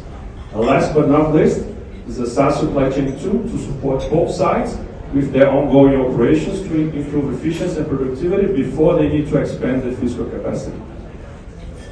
We launched our first version of our platform in June this year. It's a marketplace on a desktop and mobile version. And we keep growing the number of features to increase the stickiness and the value added to our customers. There is no direct competitor in Vietnam, and this is a rather successful business model in other markets. Some examples are Flexi here in the US has recently reached the status of unicorn, and West6 in Indonesia has been raising more than $100 million in the past year from VCs like SoftBank. In terms of revenue model, we have three main streams of revenue. First, the platform transaction fees from the warehouse bookings and other services. The MRR from the subscription service of our SaaS products. And new revenue streams as we expand our logistics scope and regional expansion. In terms of GTM, in addition to the traditional marketing tactics where our business is focused on promoting with the business associations on the demand side and the many industrial parks across the country on the supply side. In terms of some KPIs, we have two groups of metrics, supply side and demand side. Starting on the supply side, we have been growing pretty fast on the number of individual warehouse profiles in different locations. Around 100 individual profiles, and we plan to achieve 500 profiles by the end of next year, corresponding to a total of 4 million square meters related to that.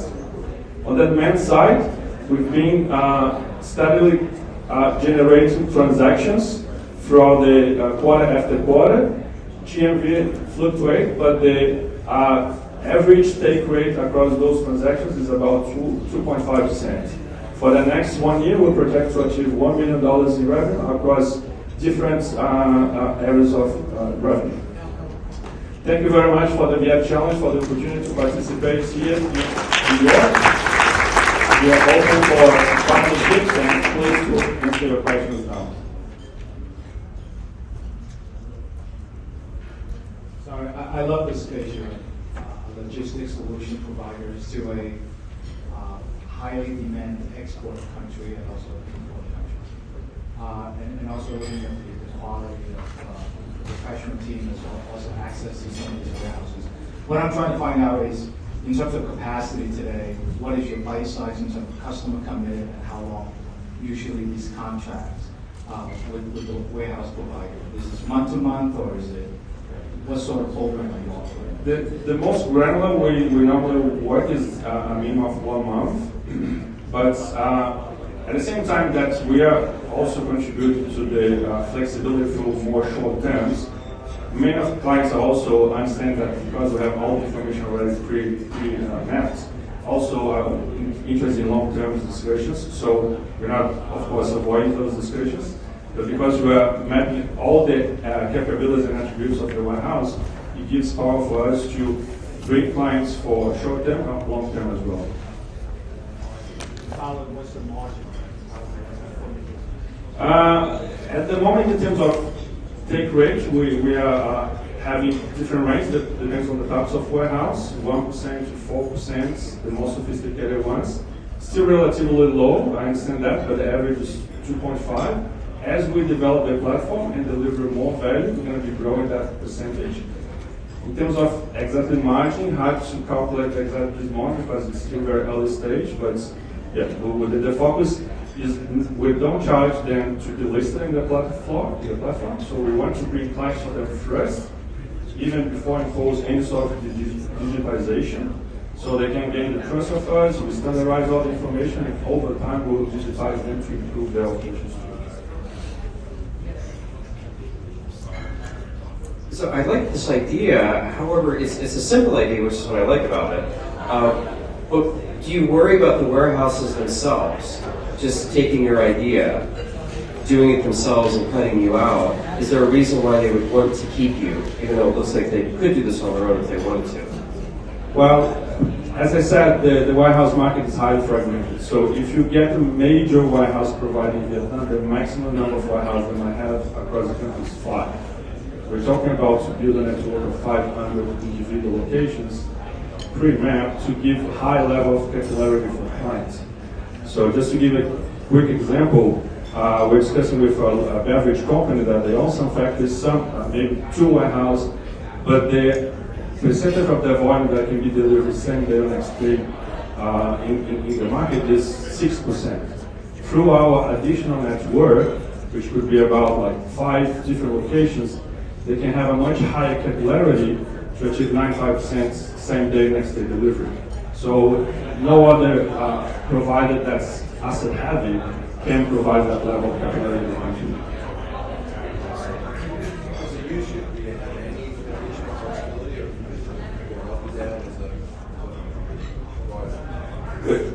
We are working to build those kinds of flexibility with each of those providers. Some of them are more flexible in terms of the durations or how many is the minimum square meter that they can provide. But the idea is that for our relationship with the providers, maybe the clients, the individual client will be short term for them, but for us, the client will be us for the whole year, because we're going to be relocating their inventory. It depends on the best location throughout the year. It depends on the seasons. Could be seasonality issues, could be overflow issues, could be some catastrophe issue. We list at least 7 or 8 different use cases where the on-demand warehouse makes sense, and that's the message we're delivering to the market.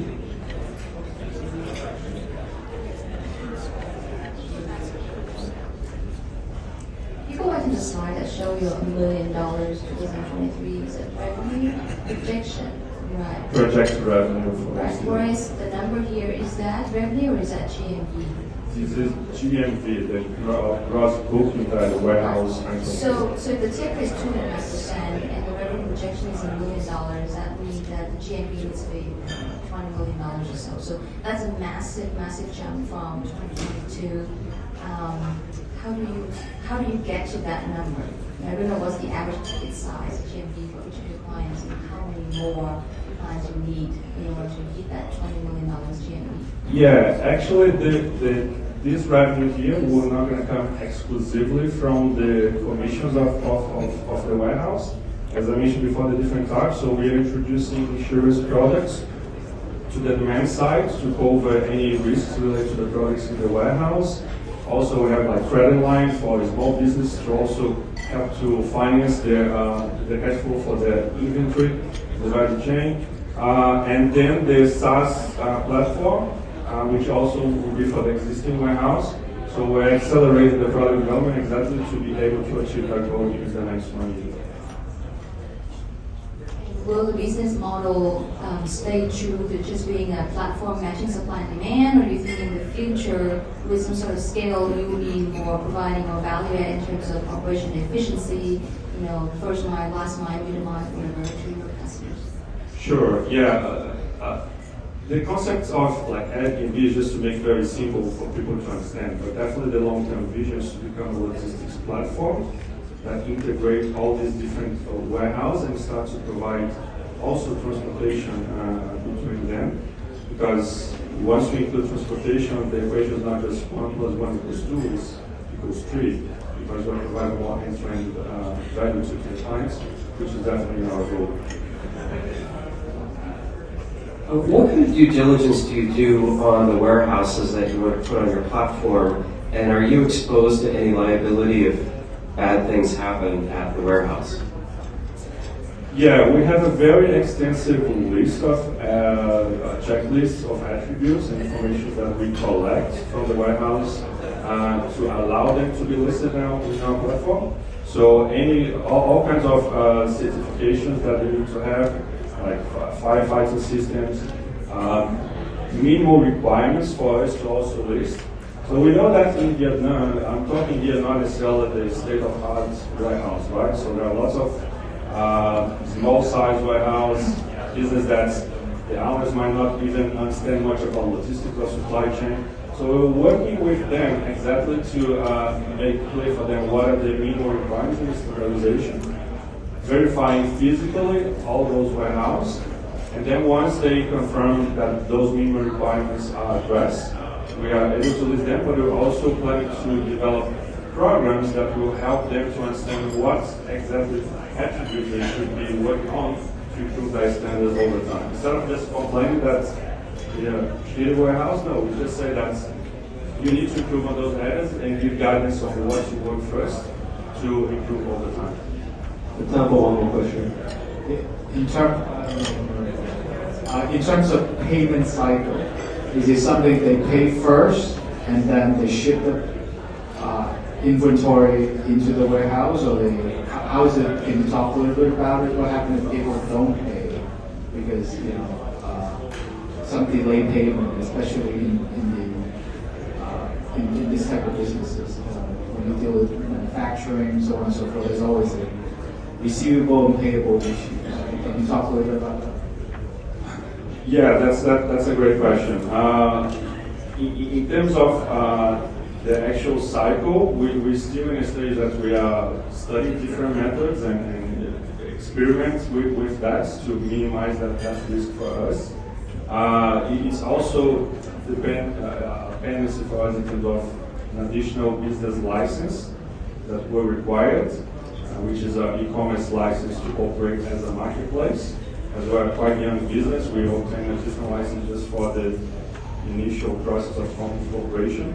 But once we finalize this process, which we're very close, we're going to be able to receive the payment from the clients directly from the platform, and then pay later for the warehouse providers after the sale, and start to issue an invoice, a billing every month according to the services that are provided.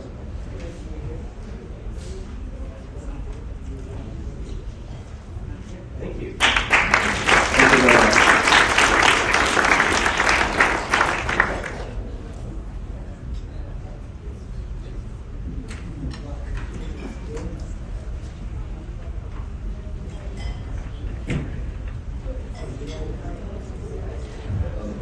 Next seeing Webflex with your presentation. With that, we are halfway through the presentation for tonight.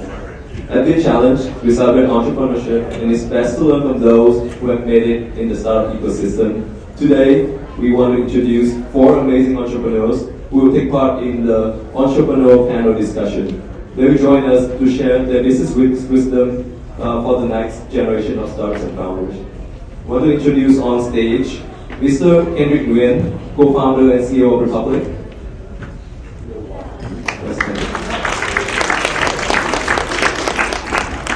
Mr. Wong B. Rose, co-founder and CEO of Earthcloud. Mr. Wan Ton Tat, co-founder and CEO of TLPYI. And the panel will be moderated by Ms. Jean Van, co-founder and CEO of Salons, VP of VietChallenge.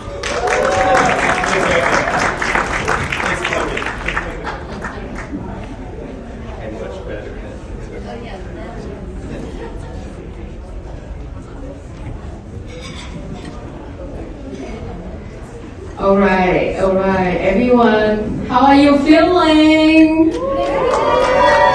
What a crowd we have tonight, right? And we were tasked with a very important mission, which is wake all of you up. After this meal and fantastic drinks, sponsored by our great friends, Danny Zung, where are you? I just wanted to give you a quick shout out. Woo! Danny! Well, hello everyone, my name is Jean Pham. I'm the co-founder and CEO of Salons. It is an early stage cancer diagnostic company based out of Kendall Square, but that is just my day job. I work with Ken and I for VietChallenge as a vice president. I have been involved with the organization for the past 6 years. Since the season when we were still in a classroom at MIT, very small group of Vietnamese entrepreneurs and professionals who are very frustrated that we don't have any resource, any network to build our company. And that was why VietChallenge founded. So I'm very grateful that 6 years later, we are now one of the most well-connected and resourceful community for Vietnamese entrepreneurs, empowering more than 800 startups all around the world and take them to the next stage. So I'm very honored to be here with some of the best prominent and inspirational entrepreneurs who are at the forefront of their industry. Will be Rose from Webflex, Dong Tat Huang from TLPYI, and obviously Kendrick Nguyen from Republic. Please put your hands together and give them a big applause. I don't know if I should just stand like this or should I? I'm fine once. Okay, I'm gonna stand because I have too much energy today. First question. I know that all of you have a very special connection to Vietnam. Wendy, I know that you started Le Pop after visiting the countries and then see the potential there. Dong Tat Huang, beside the fact that your last name actually means belonging to the royal family, you also trying to expanding your business to Vietnam, and then obviously, I can, okay.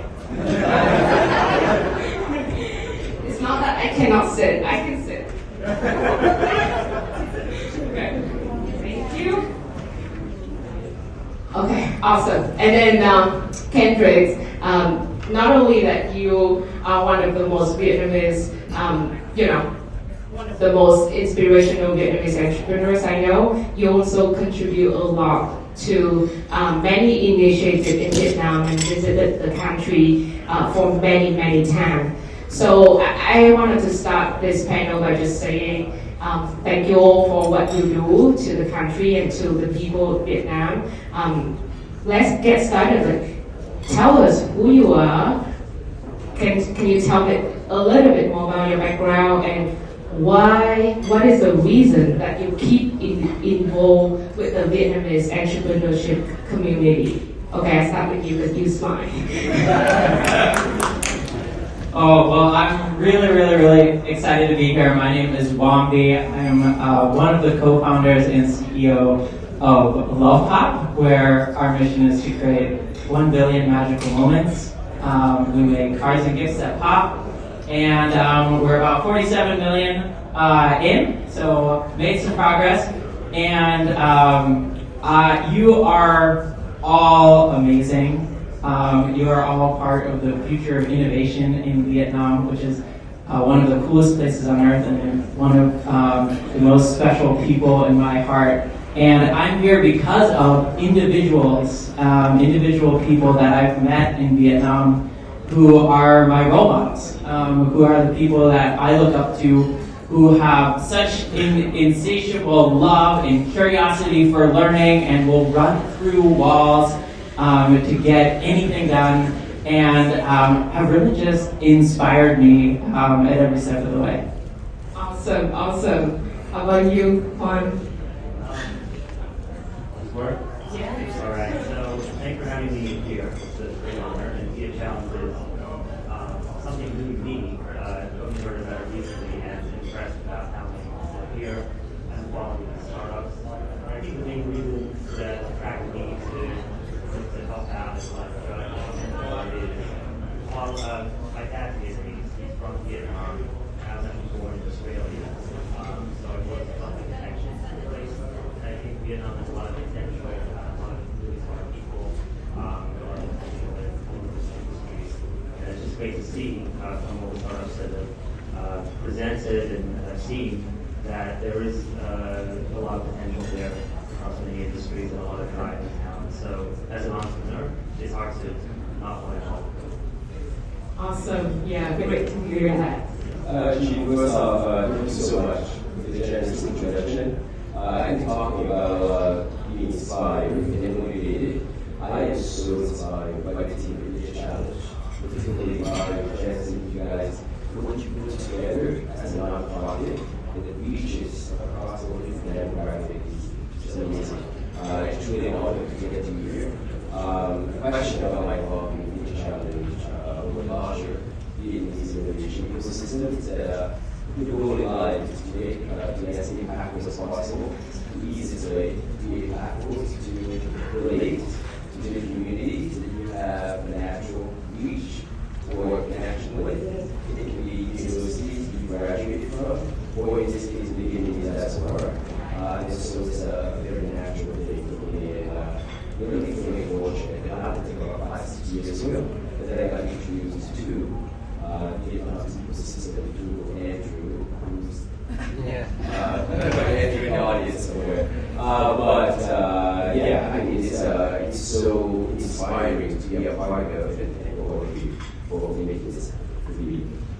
Thank you so much. I mean, as an entrepreneur myself, I know like how easy you guys are always, and it's very, it speaks a lot that you come here, take the time to be with us and to mentor the judges and talk with some of the teams today and finding, a good way, using VietChallenge as a platform to give back and to be part of the community. So thank you so much. I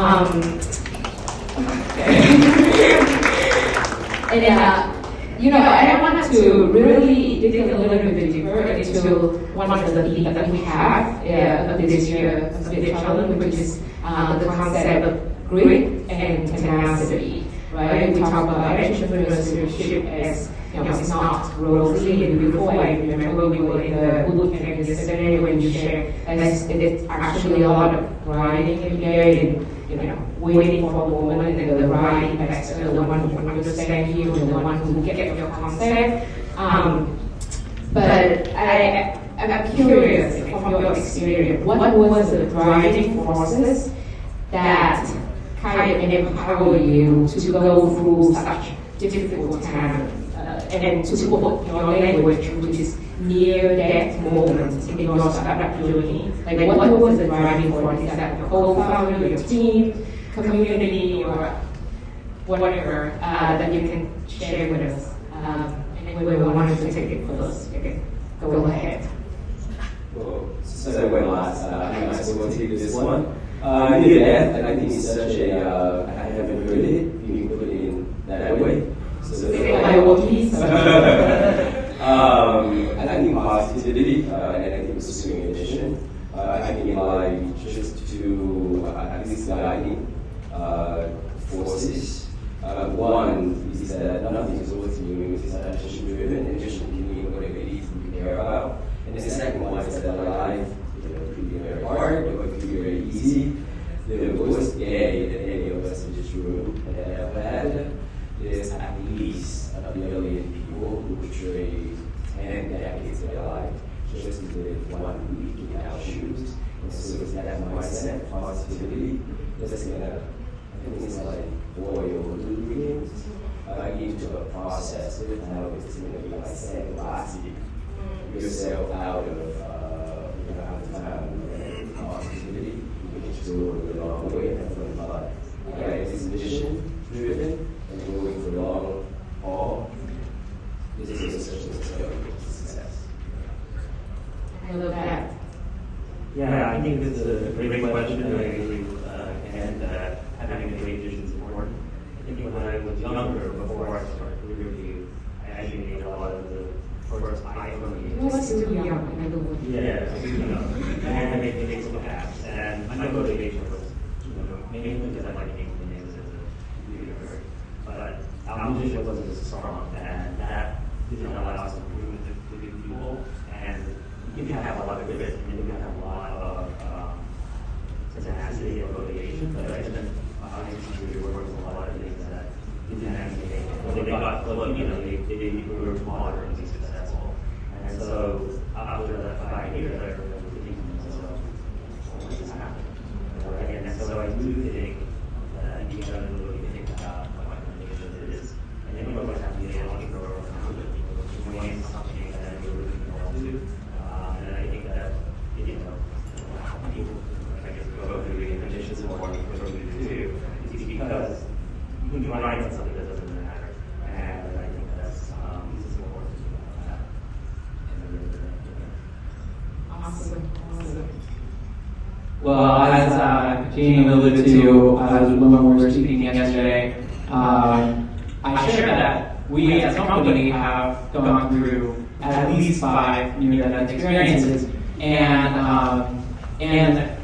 for me, I think, of course, what we do is super fun. We make colorful art that we will give to each other to build deeper relationships, and it's so hard to be creative with it. And so that is really meaningful and important. But there's another piece that I think is just as important for me, and that is the responsibility. The responsibility that we have to all of our investors, the responsibility we have to all of the people who brought into the mission and who are building this experience for our customers.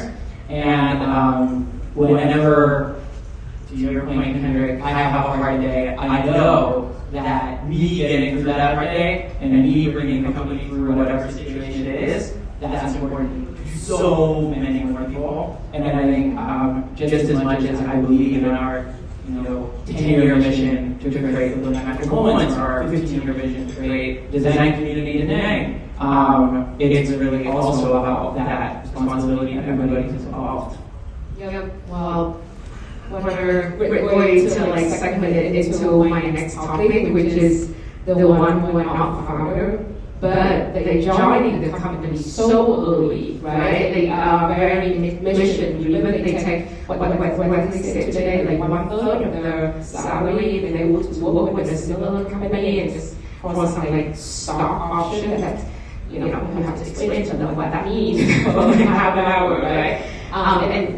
And as we shared yesterday, we have a conversation about finding those people, finding the one that would join your company and help you achieve the vision. I know that Whoopi's, your companies have in the US, in Boston, have that already in Vietnam. So can you share with us a little bit about what you find?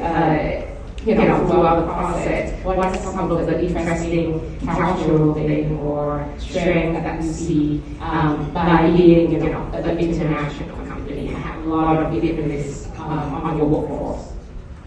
Yeah, well, maybe first it's an amazing opportunity to highlight one individual that I just incredibly admire, who is the founder of Love Vietnam. His name is Bao, and we met him when he was 4.5 years into a 5-year architecture degree. So he's in college in Ho Chi Minh City, his family's from Nang. And we met him, he was designing 3D cards on the side for us, for a contract manufacturer. And one day my co-founder asked him, like, Bao, do you think we could open our own production facility? And Bao said, yes. And he asked, how long? 2 weeks? Like 3 months later, we were running. He went and he found 10 people. We bought 2 of his cutters, and he dropped out of school with 6 months left, moved back to his hometown. He didn't tell anybody in his family that he was doing this for a full year. But talk about somebody taking a risk.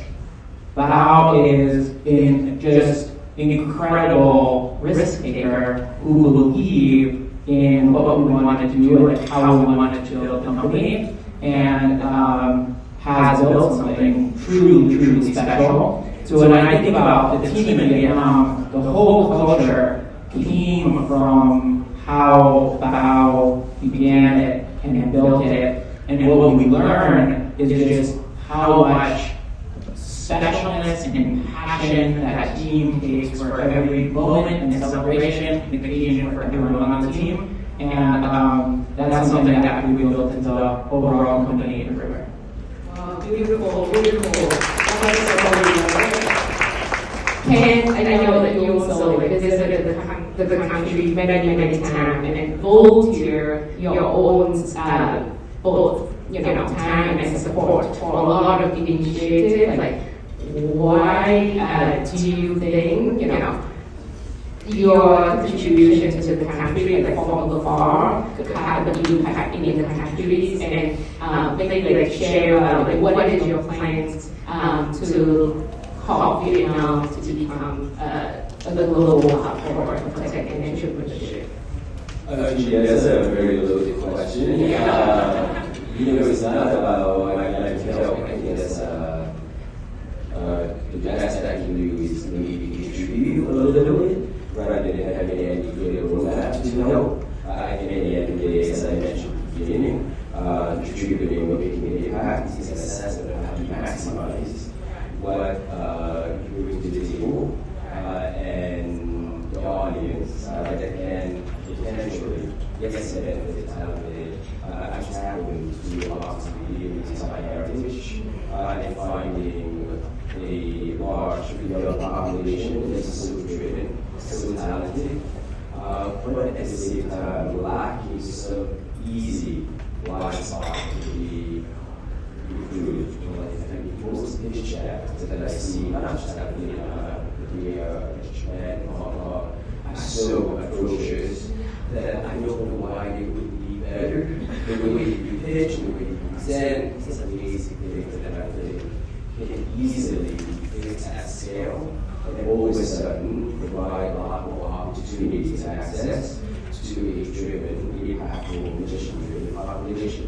And so given that that's a core of my heritage, I think that's where I can be more impactful, as opposed to me not speaking Spanish and trying to make a difference in Ecuador, a little bit further out, but at the end of the day, it's kind of like water, where everything's flowing naturally, and it's that bond that makes it natural. Wow. I think we all trying to find our own way to connect with the country through either spending time with people there, or even from far, very far away from the US, we can find that way. So Juan, I have to admit that I just read and heard about your company just last night as I prepared for this panel, but I heard about the company that you're building. And it was a very, very interesting concept. And at the time when I see the interview, you had about 10 employees, if I don't get it incorrectly, and got the investment from some of the best institutional investors like Peterbilt and some other big name investor. What was the mission of the company that drive their interest? I would say there are a lot of negative press about the company. What do you think that could persuade them to halt the company? Sure, so if people don't know, Foodmap AI is a engagement recognition engine. You can imagine a Google search, but it's not actually work. You can photos. So there's public internet photos. And then I was really curious in AI and machine learning as an engineer. And I noticed that these algorithms can get better and better. And so we made something really accurate engagement recognition. We had a lot of different use cases like building security and things like that. And we gave it to law enforcement. We had no idea that they would use it to solve crimes. And so that kind of found our mission and what happened to gave it to a law enforcement agency, and that was someone else's suggestion. And they came back with 2 years later, so we solved 19 impersonation cases and banks where they would find them on Instagram with cash, all publicly available, and they stole money from someone else's account. And then a week later, they texted us and said, hey, we solved a pedophile case. This guy was online, and that's sort of the system now. He's arrested. So that happens to something that we intend to have the mission. Our mission is really that went down this way. We kind of a little bit there, but our mission is to help solve crime and prevent it. And so that impact of that, and that is very motivating for us when it has been made immediate as a small company, and we're very committed to the mission because we hear stories every day of customers saving children. When we have one federal agency, one task force, one office, they said they get 100 rescues, they would never be otherwise. And so when that happens, it's self-team. That's true. That's a good thing that motivates us, and it's polarizing for some investors. A lot of them say, you know what, this is too much. But some who are very committed and see the social value of it, and they want to Yeah, impressive. I heard a lot that your technology was used by a lot of countries, right? And most recently, Ukraine was in their fight against Russia. And I think it's such an amazing technology that I don't think you imagine that it could be in such an amazing way for people, right? When you started it out. But I have heard from the audience that they are eager to ask you guys some questions. So I don't want to take much of the time here. I wanted to open the floor and then have some of the audience ask these entrepreneurs your question. So fire it up. Okay. How are we?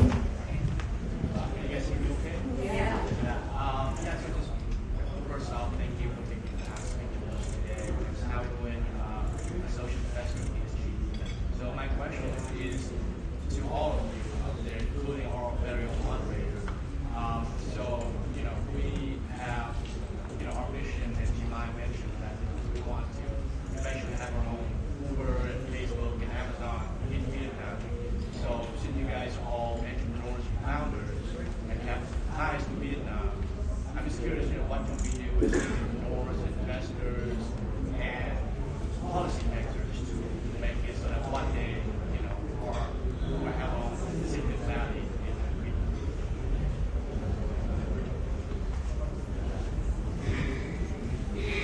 Great question. I think Silicon Valley is a very good question. There's a place in San Francisco, 8 years, or 9 when they moved there, born in the area. But what's really inspirational about the place is they have a very interesting culture where you never know that company is big. I saw a friend where the first engineer in the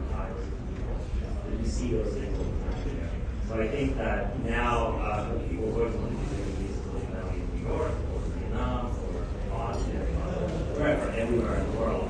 And I think it comes down to, you know, you can be a really huge successful company, and it needs to be a whole part of the culture. I think there's a lot of things now that startups are all global. It's now not weird to have a remote startup company. And I'm just excited about then in Vietnam to learn like all these things, how to raise money, how to make model, like and stuff. So I think Vietnam has a lot of potential now. There's a lot of connected lines to do it, and then I think we focus on what is the strength of Vietnam, right? So Vietnam has really manufacturing, and there's using Samsung or something. So you know, there's a lot of potential for startup companies that not just manufacturing, but are full vertically integrated companies, and that Vietnam is positioned to build those. You know, first of all, for all of you entrepreneurs and founders in the audience, Handel Howie, he's an investor in one of the largest private equity firms. It goes so far to say the reach of Vietnamese Americans in the venture capital and private equity space. You know, when my parents came to age as professionals in Vietnam in the early 70s, most people don't realize this. The GDP of South Vietnam at the time was 5 times the GDP of South Korea. Just take that in mind. Very few people realize that's the case. And imagine how one generation things turn around. Guess what? We have a large population, 100 million plus, so driven in every single way. My bet is that Vietnam as a country in 15 to 20 years will be within the top 10 to 12 largest economy in the world. Would you go back, if you could, in 15 to 20 years and invest in the LG, the Samsung of the world? Obviously you would. So it's less about specifically any sort of roadmap. I don't think any individual should be that grandiose in thinking that what kind of a roadmap to shift a nation. But it's so clear the elements is all there for this population, this country to flourish. And so I think doing your part, both as contributing, trying to be impactful, but also if you get involved, then you naturally is going to have a lot of fun out of it, and the food economic return may also come. So one way to build a strong venture ecosystem is, like you said, to have unicorns that exit, and all of these early founders and builders with capital, guess what they do? They reinvest in their friends and the ecosystem locally. So I, more than anything else, was very encouraged to see the number of unicorns coming out of Vietnam in the past 1 or 2 years. And the hope is that in 5 to 10 years there'll be 50, hundreds of unicorns coming out of the ecosystem. Yeah, I think 100%. You can just feel the energy and the opportunity, and it's a lot of people who are really, really driven, which is one of the reasons I really, really love working in Vietnam. I think it's a lot of sustained effort over time. I mean, think about this event, which is creating so many connections between all of you, and think about how many hours I and Dean and the whole team have spent on just this. So sustained effort over time and connections and relationships, and is 100% getting there. Yeah, I just wanted to add one quick thing. I mean, for me as a biotech entrepreneur, I mean, this will take a lot of time to innovate and do anything because you always need the data. But looking back at Vietnam, the countries where we have spin out some of the best, you know, math like professor like Vo Bao Châu or some of the other scientists that really bright in their field. I really think, you know, investing in science, technology at the university level, having these kind of incubator that connect these scientists with business-minded entrepreneurs could be really key for the countries to move forward. But that's just my thought there. Jenny, may I add just a little perspective that I have Africa right now? I very much believe that communities will define success in any industry, meaning if you're a company in pretty much any industry, and if you manage to build a strong community, you're likely going to win that industry. Entertainment, airplanes, doesn't matter. So when you look at a country, I do think that the Vietnamese heritage, it overcomes some 25 different wars in over 4,000 years. And here we are today with people from vastly different backgrounds, diaspora, but growing up in different countries, in different ages, different professions, and still feeling that bond. That I do think the sense of community for the Vietnamese heritage seems to be quite strong. Not stronger or weaker in comparison, which is overall is a strong sense of community. And because of that, as a little factor as to why, as a country, as a people, and a potential innovation center that my man is on is ecosystem. Ecosystem, that's the answer. That makes it really helpful. And of course, seeing our home communities, we're at Amazon, hopefully we'll make it to the next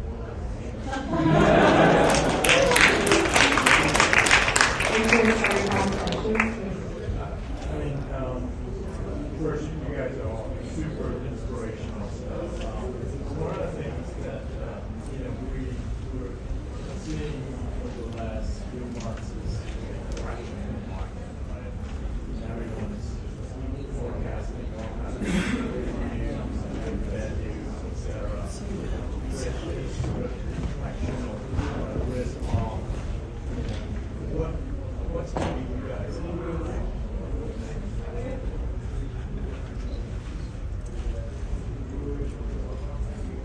You know, maybe because I don't sleep a lot. I sleep really well, usually within 30 seconds to a minute of laying my head on a pillow. So there's not a whole lot that actually keeps me up really at night, because I'm naturally really up. But I think that a lot of my team members, having gone through a down cycle, certainly to the magnitude of what we're going through, and making sure that people know that it's quite normal. Life is circular.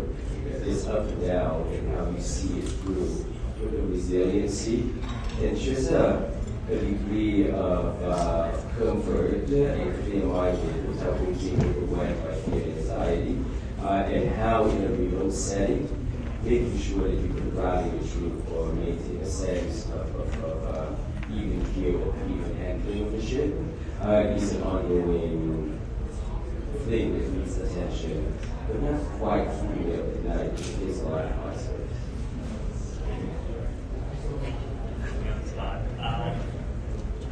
Yeah, I think in market social sites, we haven't been one through one before. It is kind of scary, but I guess really we've been through a lot of different crises.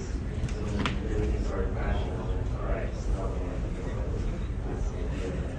so definitely have a lot more to add to it. But I think as day-to-day markets always turn around, and there's a lot of things to look forward to in the future.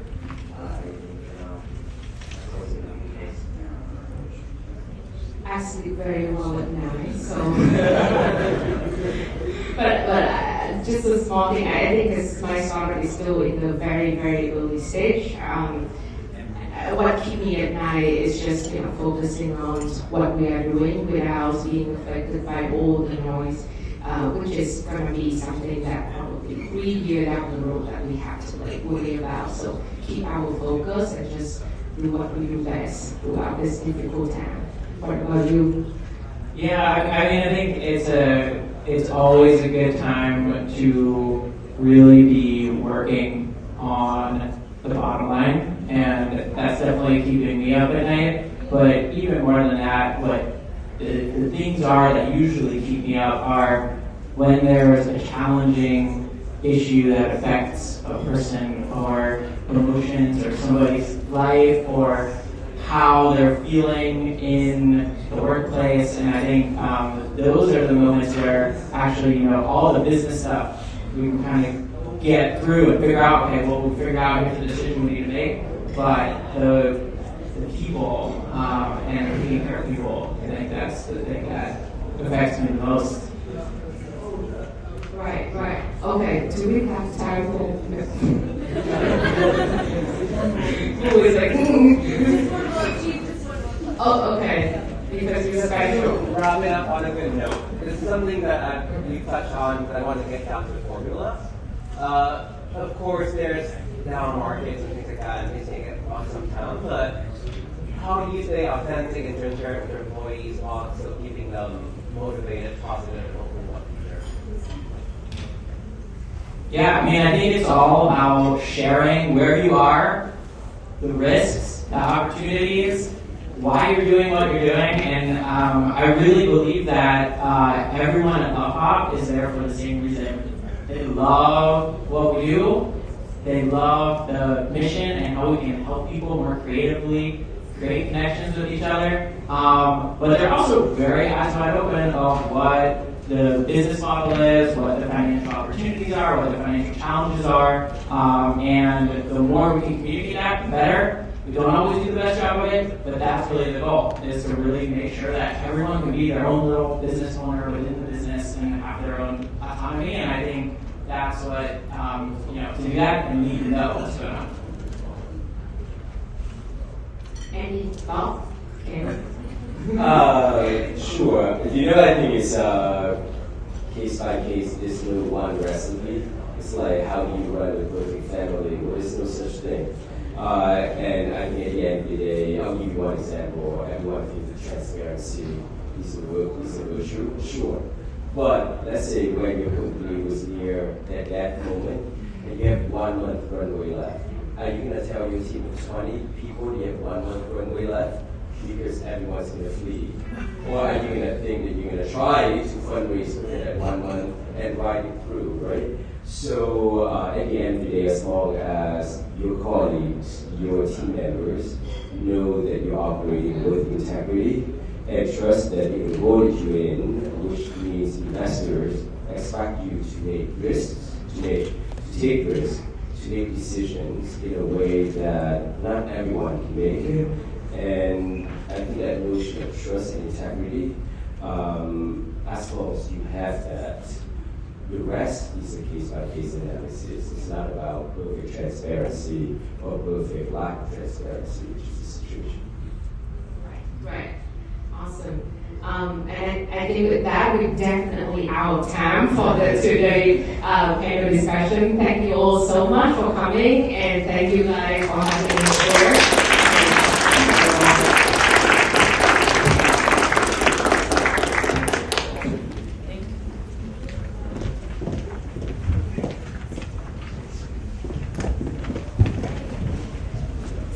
Thank you, Kendrick, Wally, Juan, and Jean for such a conducive discussion. I'm sure our staff here today and the ones who are watching online will find this very helpful.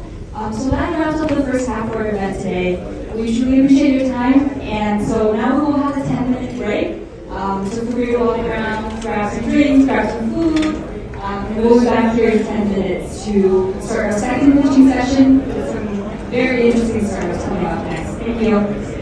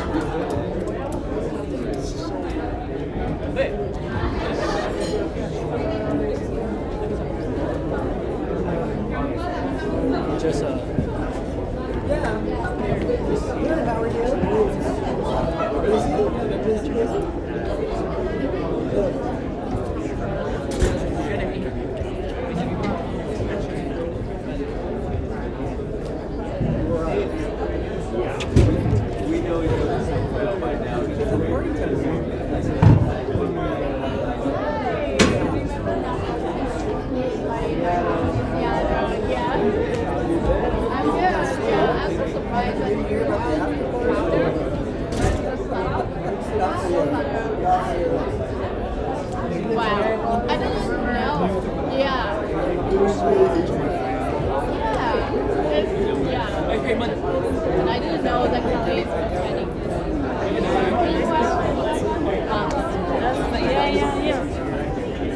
Oh yeah, I know that. Yeah, that's amazing about her. Yeah, that's awesome. Yeah, I was attending, just want to learn about just for this one.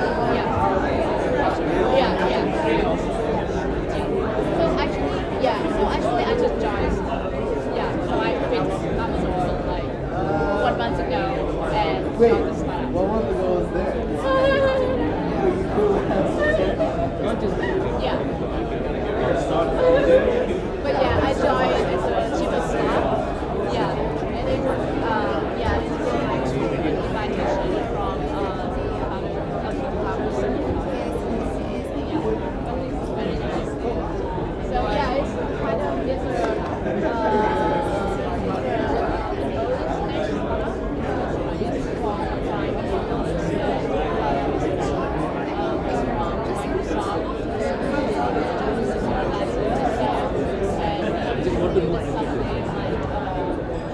AI and IoT systems for agriculture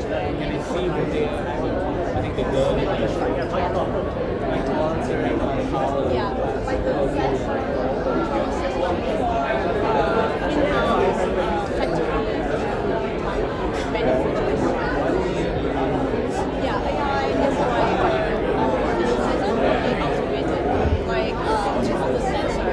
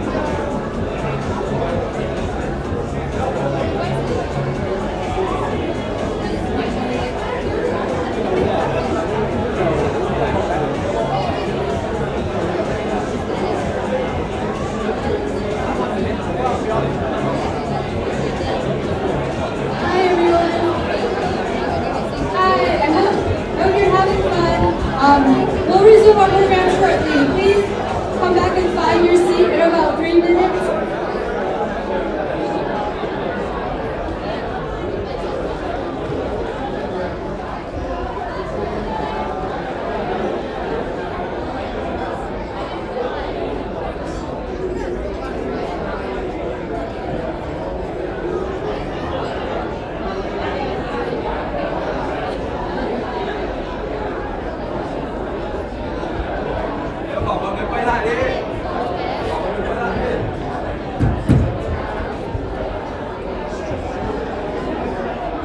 All right, guys.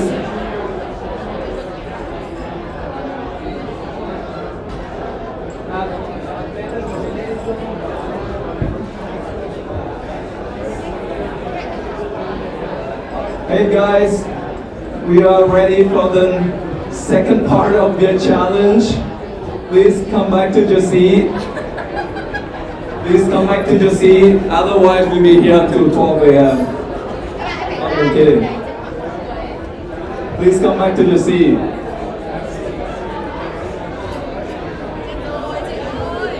Guys, break is over. Please come back to your seat. Hey everyone. Break is over. Please come back to your seat. Hey, come back to your seat. What? Yeah, so? What? Các bạn sắp lên rồi. Say hi back. Hey guys, break is over. Please come back to the seat so we can start the second part of the program. Please come back to your seat.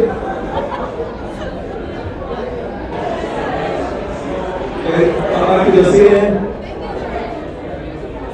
are you? Good to see you here. Good to see you.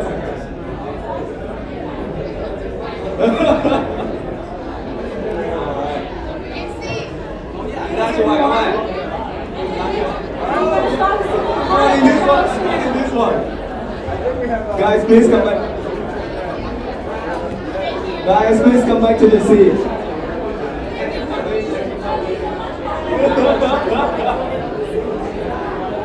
Oh, hey. Yeah?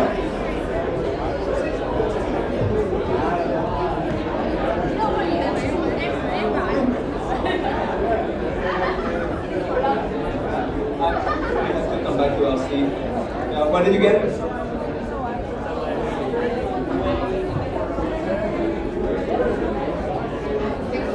Yeah, guys, please come back if you can. Just say hi, guys. Hang out.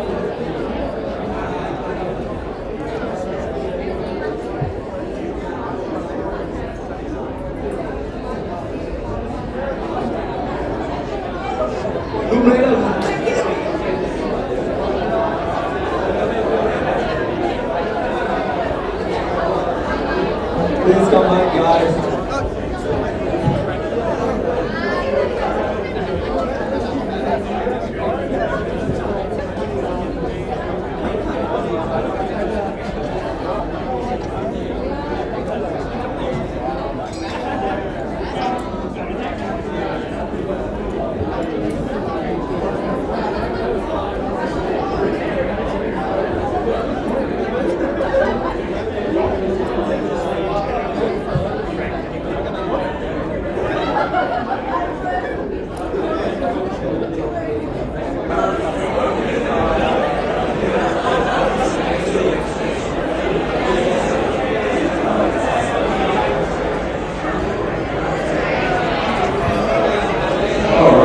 We are getting live.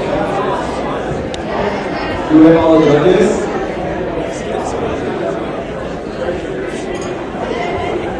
Alright, we are ready for the second part. Hello, the judges. Hope please be seated. We're looking for twin and Murray. Alright, you're here. Using twin door.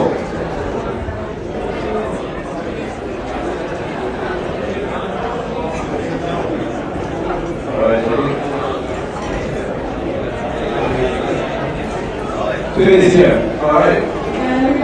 You got everybody.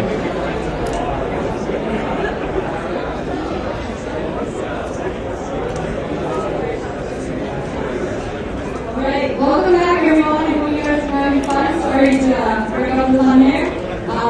But hopefully you're feeling refreshed after a break and ready to welcome our next team. G-Story offers affordable genetics testing and follow-on services for Vietnamese people. So please welcome G-Story and their team to the stage. Thank you.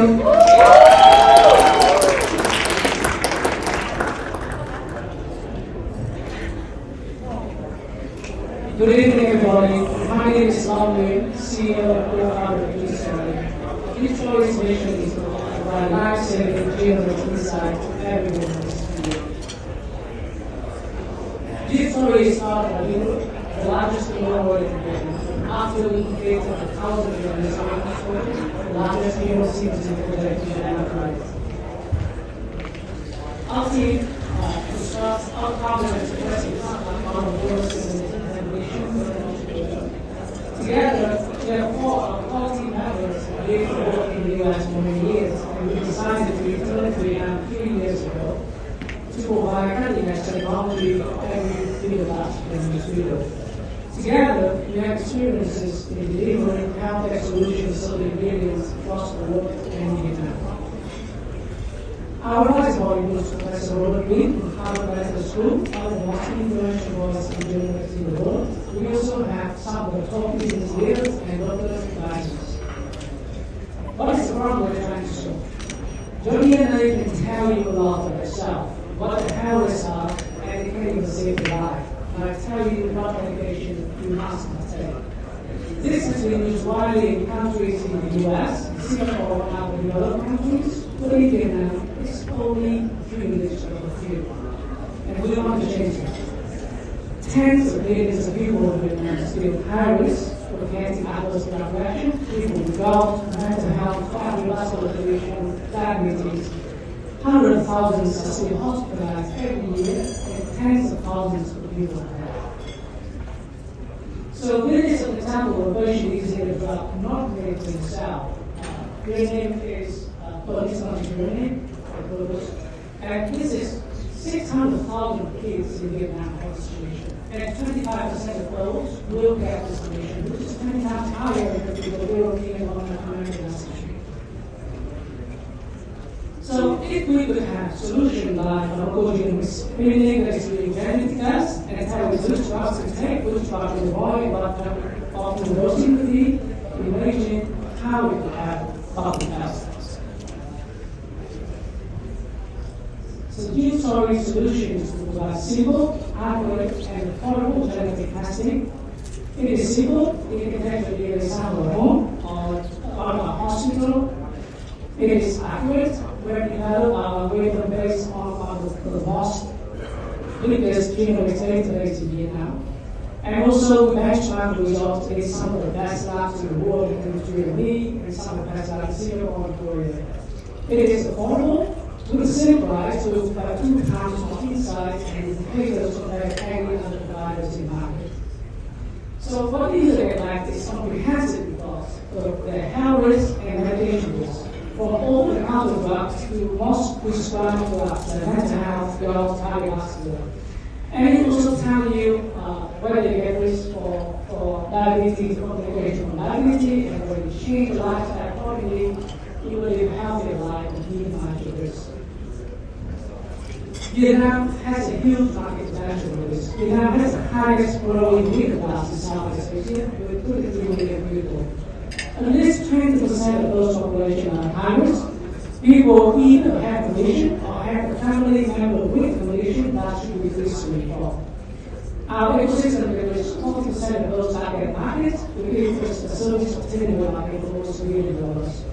Our first target groups are pregnant women and newborn, children, and high-risk individuals. It's those who benefit from the loss of the solution, and those are most willing to pay. So our go-to-market strategy is simple. We're selling B2B2B, business to business consumer, via our rich ecosystems, with a set pricing from $100 to $350 depending on the package. So firstly, we're going through Keynote ecosystem, and then to private public hospital, which is already in the network, and then to insurance, and finally to pharmacy and health. In Vietnam, end user can pay for that themselves, but sometimes employer insurance can be paid in some cases, so they can have private options. And the nice thing is, with scientific insight every year, you can add more value to the user without having to take their need and their gain, so they can have recurring revenue year over year. So besides the ecosystem, we also have data expertise and federal exploration as competitive advantage. Again, we're having one of the largest genomics databases in Vietnam, both healthy people and pathology data. Our lab was recently licensed by the Ministry of Health, which is one of the first genetic lab licensed by the Ministry of Health in Vietnam. And together, our team of scientists and experts published more than 30 clinical publications and have submitted those 6 clinical studies.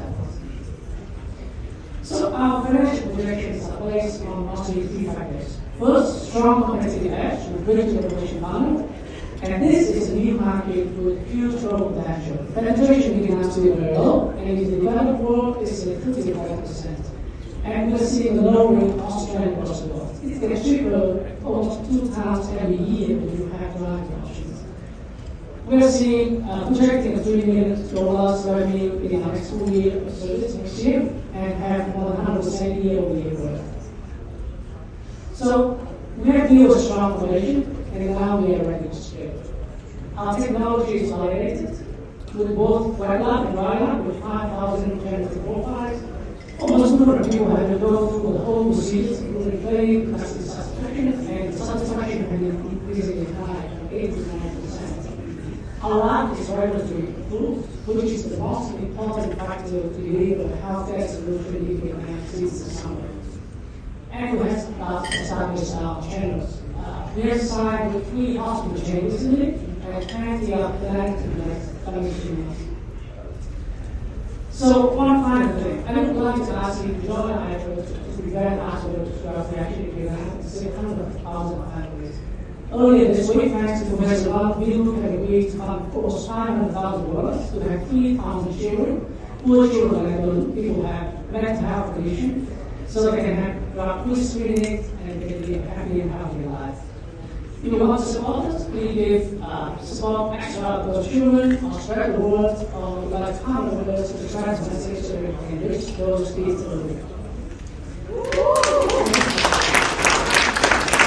So that, I'd like to thank you and your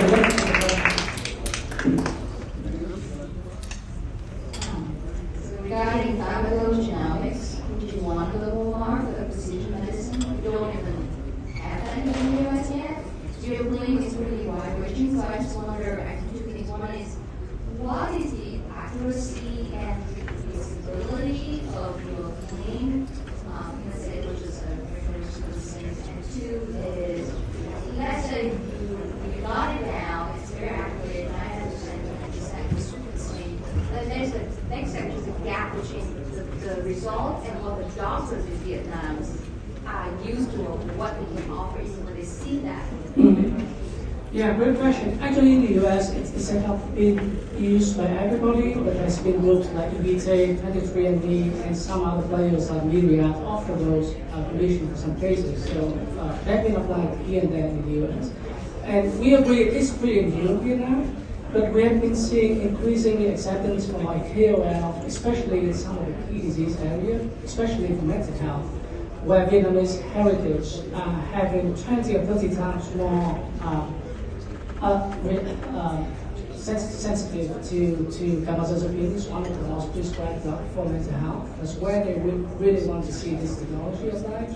For gout and cardiovascular are some of the areas where they're seeing real clinical benefit. So, for example, last week organized a conference with 150 doctors on one of the largest distribution of medical service in Vietnam. And actually, we come to our surprise that at least 1/3 of the doctors have heard or actually are researching and want this technology applied to daily basis. And with respect to benchmarking, we benchmark the technology compared to 2020, 2 other top labs, one in South Korea and one in Singapore for accuracy. That means within the US, you really need to get FDA approval, and so you need to have very well-validated data. In Vietnam, I don't know, this is such a new field, so how do consumers validate that? Yes, that's again a good question. So, again, here we have 2 FDA granted for pharmacogenomics, and typically in Vietnam, if something's already FDA approved and we follow the same procedures, like the separating those gene and getting those results, we get to circulation a little bit quicker. And in Vietnam, went into the degree 43, the one Ministry of Health, they already acknowledge the use of those 6 or 8 genes in reading all pharmacogenomics data. So it's kind of already regulated, and I'm so happy to share that 2 weeks ago our lab was approved by the Ministry of Health, taking tests of those 6 genes. So what is the end game? Right now it sounds like a consumer product company, but in the end, what do you plan to use with the genomic database? Do you plan to sell it to, say, a large pharma company, or do you actually become a biotech yourself and do drug discovery? Yeah, I think those are all great suggestions, and for now our mission is to provide life-changing, life-saving treatments inside the villages. And of course there are a lot of things you can do when you can gather tens of thousands, hundreds of thousands of those data sets. Collaborating with a drug development company like 23andMe, which deals with MSKs, is one of the models we're looking at. But also, we are seeing Vietnamese has a huge potential, and in 1 or 2 years, when this technology is getting cheaper, when you can do this for the mass, you can essentially sustain as an independent biotech company doing services for us. My other question is, assuming that you reach your goal, identify certain rare diseases or interesting diseases that's genetically controlled. In terms of the supplier side, to treat some of these rare diseases as you can discover over time, can normal citizens or able to access to some of these treatments? What are some of the challenges? Yeah, rare disease is still, it's not yet widely recognized in Vietnam. I know in the US it's still pretty early in the stage, and I believe only 10% of rare disease being treated and followed up actually happens. In Vietnam it's still very early, and I think the best thing we can do is just pick up one or two rare diseases that have already clinically well studied outside of countries, and apply those low-hanging fruits to the benefits and gradually work with the government to, take for example, the mental health cases or the adult cases. One of the cases we're seeing a rise well-studied vehicle that can supply to Vietnam in relatively affordable. I really like the concept that you're working on, because especially with mental health drugs, it can take 2 weeks just to wait for them to take effect. You have to wait another 2 weeks to see if it's working for you. If it's not, it's 2 weeks to get off of it. So it's 6 weeks just to try. And in the United States, you're basically a bit of a hamster. They're doing their best. And I have taken a test similar to this. It was an fMRI. And I was surprised at how accurate it was by telling me which drugs I'd already taken that didn't work. So I'm encouraged by it. But I'm curious, how long does the test take? How much does it cost? And do you think that insurance companies would be incentivized to pay for it, or who would want to pay for this? Right. Currently, what I'm offering is the target test is 1 to 3 weeks, depending on the estimate. And the most simple test is $100. We're trying to bring it down to $80 or less. To the most comprehensive one is more than $300. So 1 to 3 weeks, $80 to $350. And we are trying to bring the return time even lower. So in urgent cases, you can actually do it within a day. For urgent cases, for example, cases like one where he was having a car accident and go to the hospital, he was have to go through 10 different drugs, and the doctor needs to determine urgently which drug can he continue to take and which drug must he not take. Those cases is a case we can provide more speedy services, and the technology is available for that. And the insurance company? Oh yeah, so as of now, insurance pay for part of the treatment in early cancer cases. They pay for about $300 maximum for the cancer physician, cancer treatment cases. And when the cost is going down, we are hoping that insurance gets paid more and more for those pre-screening.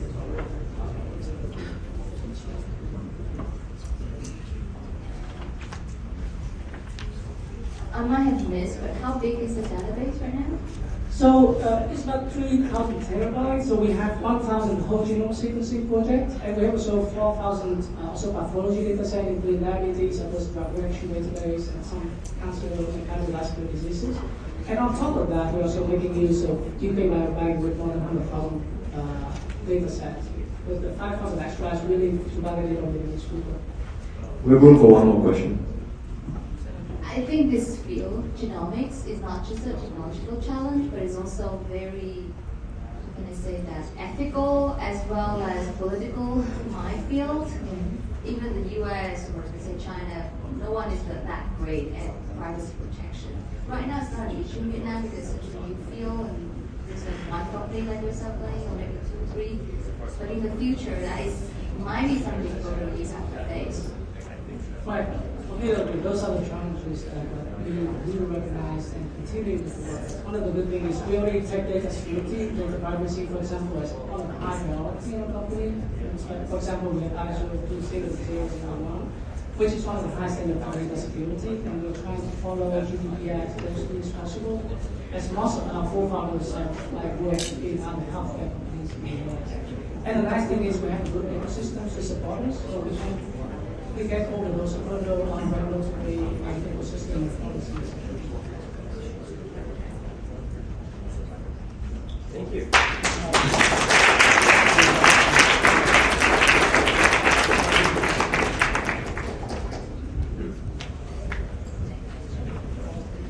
Thanks to Team Jean's Story for your presentation. The next startup aims to improve the way our families and children browse the internet. We would like to welcome Team Cyber Purify on stage for their presentation.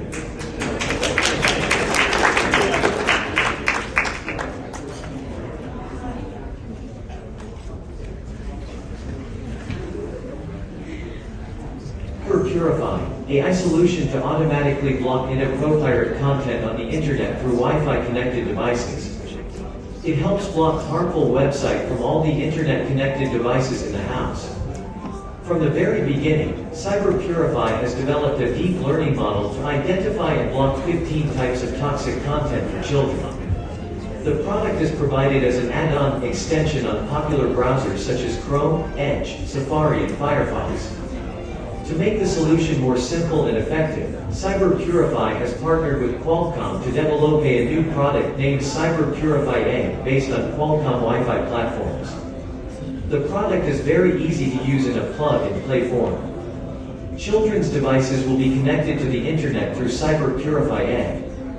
Every time a child accesses to the internet, the device will automatically analyze contents, block it if it is found to be toxic, or send a report to parents when it finds out that the kids are searching about drugs, gambling, or weapons. With its ever-improving solution, Cyber Purify would like to a safe internet environment for children in the digital age.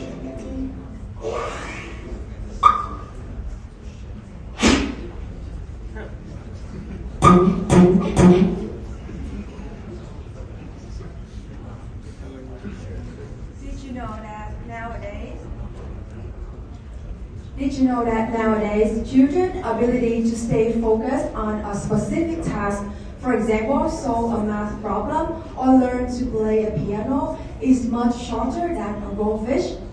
This is because of the flooding of games, social media, and short-form video platforms.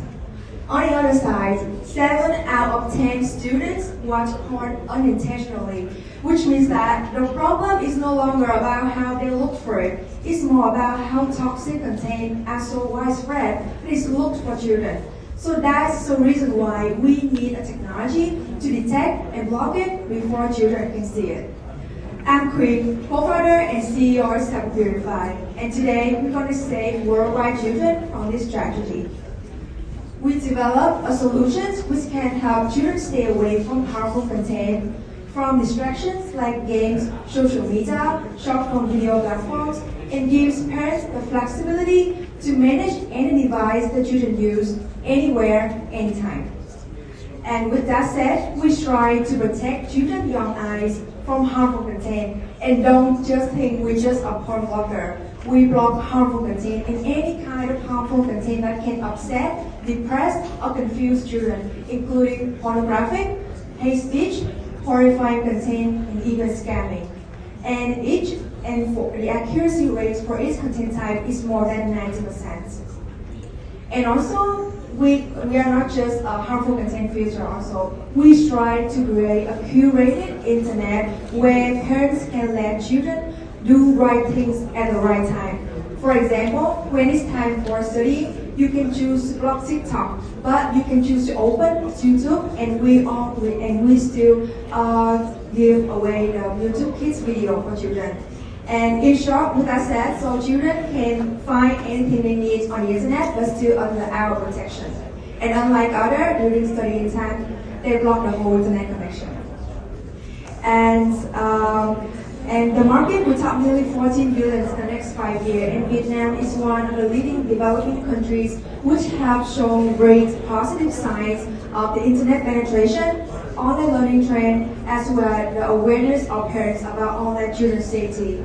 And we target parents whose children are above 13 years old and with a hardware and a lifetime usage. And ad cannot just be used at home, it can be used at school to protect students from harmful content, and also can be used in business to block employees from using social media, which have saved costs and improved productivity. So how we truly stand out? First, we don't use human moderators. Our AI can detect and filter harmful content in real time, which means that we ensure children have the most comprehensive protection on the internet. Second thing is we use AI, which means that every device your parents use, they have the ability to detect and make a decision whether to block the website or not. They don't need to transfer the information to our centralized system, and then we have to transfer back the decision. So that's the reason why when it comes to higher scalability, we can save 90% of the operation cost. And of course, with a high margin, this is absolutely possible for a hardware shop, and we usually misunderstood that hardware shops usually have low margin. So it takes about 4 to 5 years for others to train the data set like us, and our technology is protected with IP, patents, and even if in the worst case they can't follow us, we only have built a strong communities where parents support parents and stick to the mission is that protect children on the internet but still respect their privacy rights. We don't stop their SMS, we don't stop their call or social media activities. So after 1 month of soft launch, we have sold more than 5,000 devices, mostly in Vietnam, in the US, and most through our social media and websites. And we didn't pay any advertising cost for this because we have elevate our free solutions, Staff Purify Kits, and also our blog site, Staff Purify Knowledge. These tools are the main source for our leads and organic traffic. So I would say that nothing is happier than you know that your solutions is helping improving children's lives every day. And I do hope to receive yours too. So our journey, we keep going with a cross-sell with telcos in Vietnam, and we keep implementing a safe Wi-Fi campaign for schools starting in Hanoi. And next year, we focus more on B2B2C and software as a service. So we are a team which have more than 10 years in AI, which are qualified with IP, patent, national awards, another 10 years in digital marketing. But you know what makes me proud of most of my team is that we are the harmony of technology, business, and social impact. And we all share the same values, is to be the game changer in the way parents protect their children on the internet. Protect but still respect their privacy rights. So every children can be a genius in the future, but nowadays they have to fight with so many distractions and temptations. And don't let social media and games and short-form video platforms prevent them from becoming a second Elon Musk. Thank you.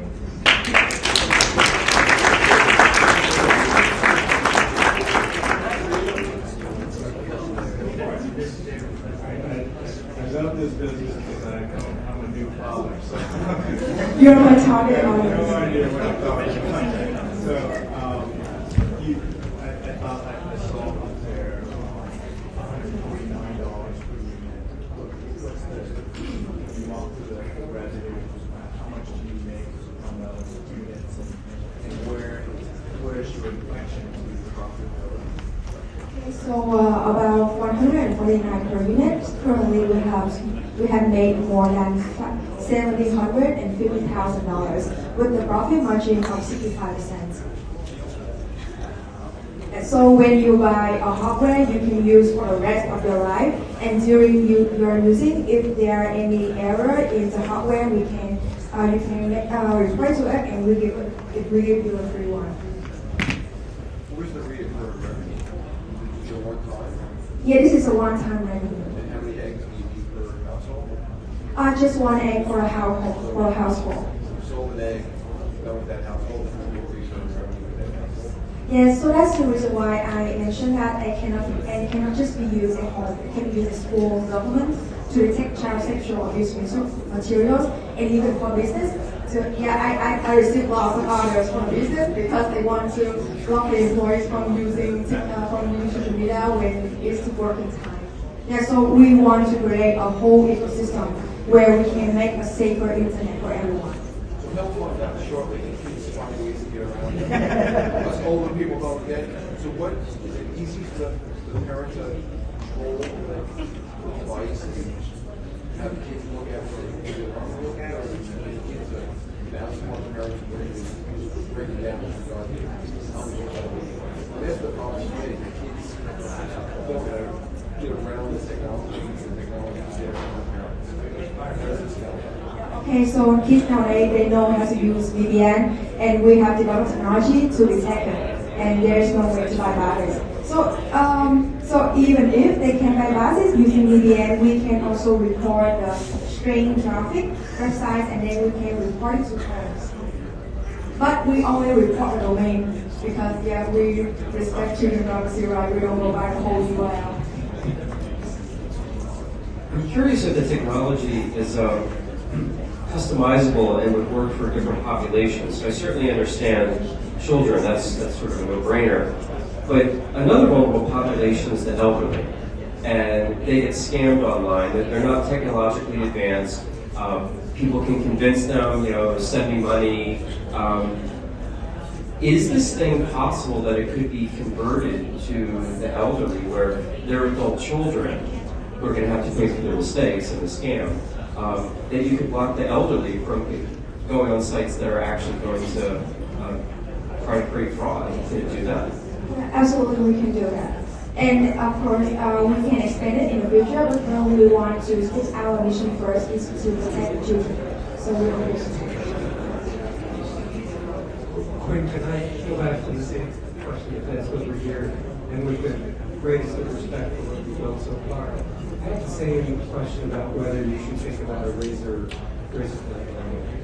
And I wonder whether the razors, the device, the first time sale within there is recurring revenue drawn from software updates. You're going to see a lot of heads shaking that way among the judges here.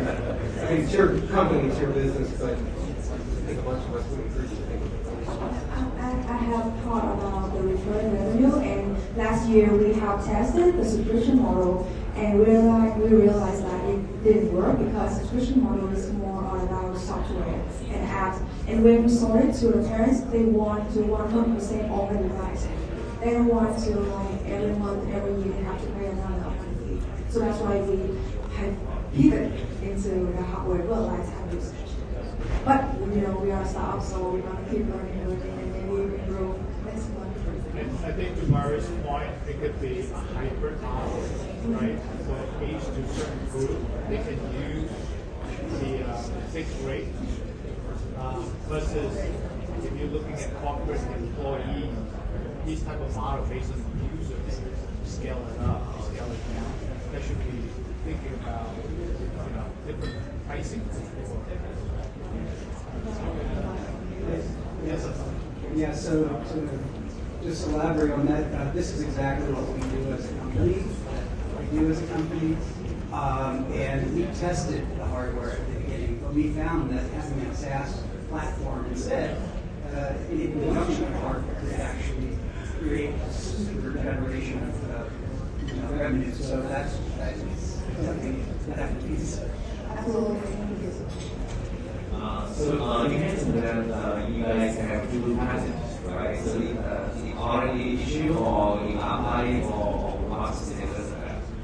The first one is the method to automatically detect the root pattern containing pornography. We have issued a patent in Vietnam and one is currently pending in the US. And they will come.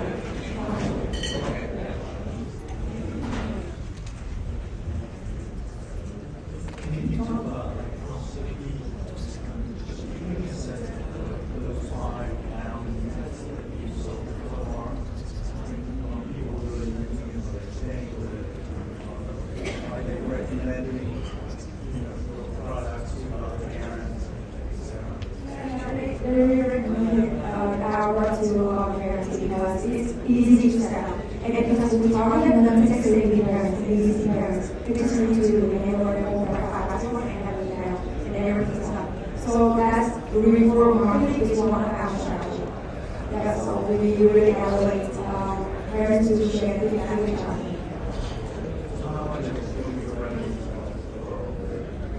The revenue from referral is 6% from referrals. 6%. So I have a question about customizability. University of Pennsylvania discovered that the spike in female teenage suicides that were occurring because of internet use was because of social comparison. That, let's say, you got 100 likes for your Instagram post, but I only got 20. might make that social comparison, there's something wrong with me, even though I still got 20 likes and you got more. Would you share the customizability where you can have vulnerable populations, let's say female teenagers, that you can't look at likes, or I can't look at someone else's likes, so that you can prevent that, as opposed to just check box or check box or buying content. Could you customize it for your child, for whatever their particular vulnerabilities might be? We have a customized features for individual group, but about the suicide, they watch suicide contain. It's like images containing the bloody things, and then we filter it, so it can minimize the risk of children committing suicide by minimizing the risk of being exposed to the bloody content, like let's say harm or. Sorry to just around time. Distribution strategy. You target kindergarten, or you target nursery school, that kind of population. Not how, because you meet other elementary school and all that type of stuff. Place it, Google Market Channel. I'm asking about the audience. Yeah, it's more about kindergarten and elementary.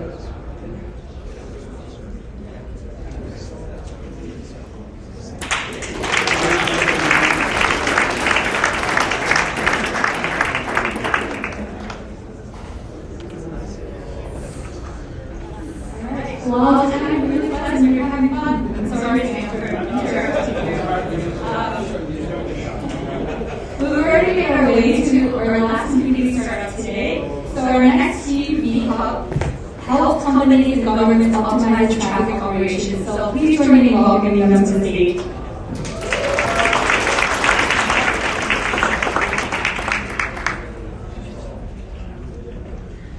Hello everyone, this is the last presentation, so please pay attention. I'm trying my best to make it quick, so Alright.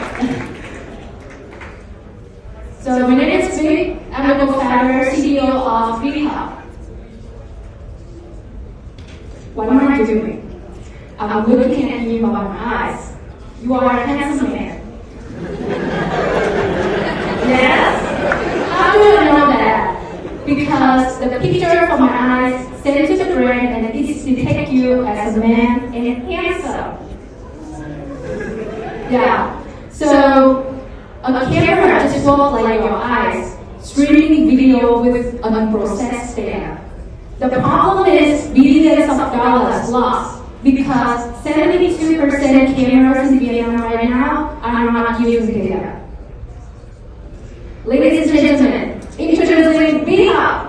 We turn a normal camera into an AI camera, which is a box. This box can connect up to 8 cameras.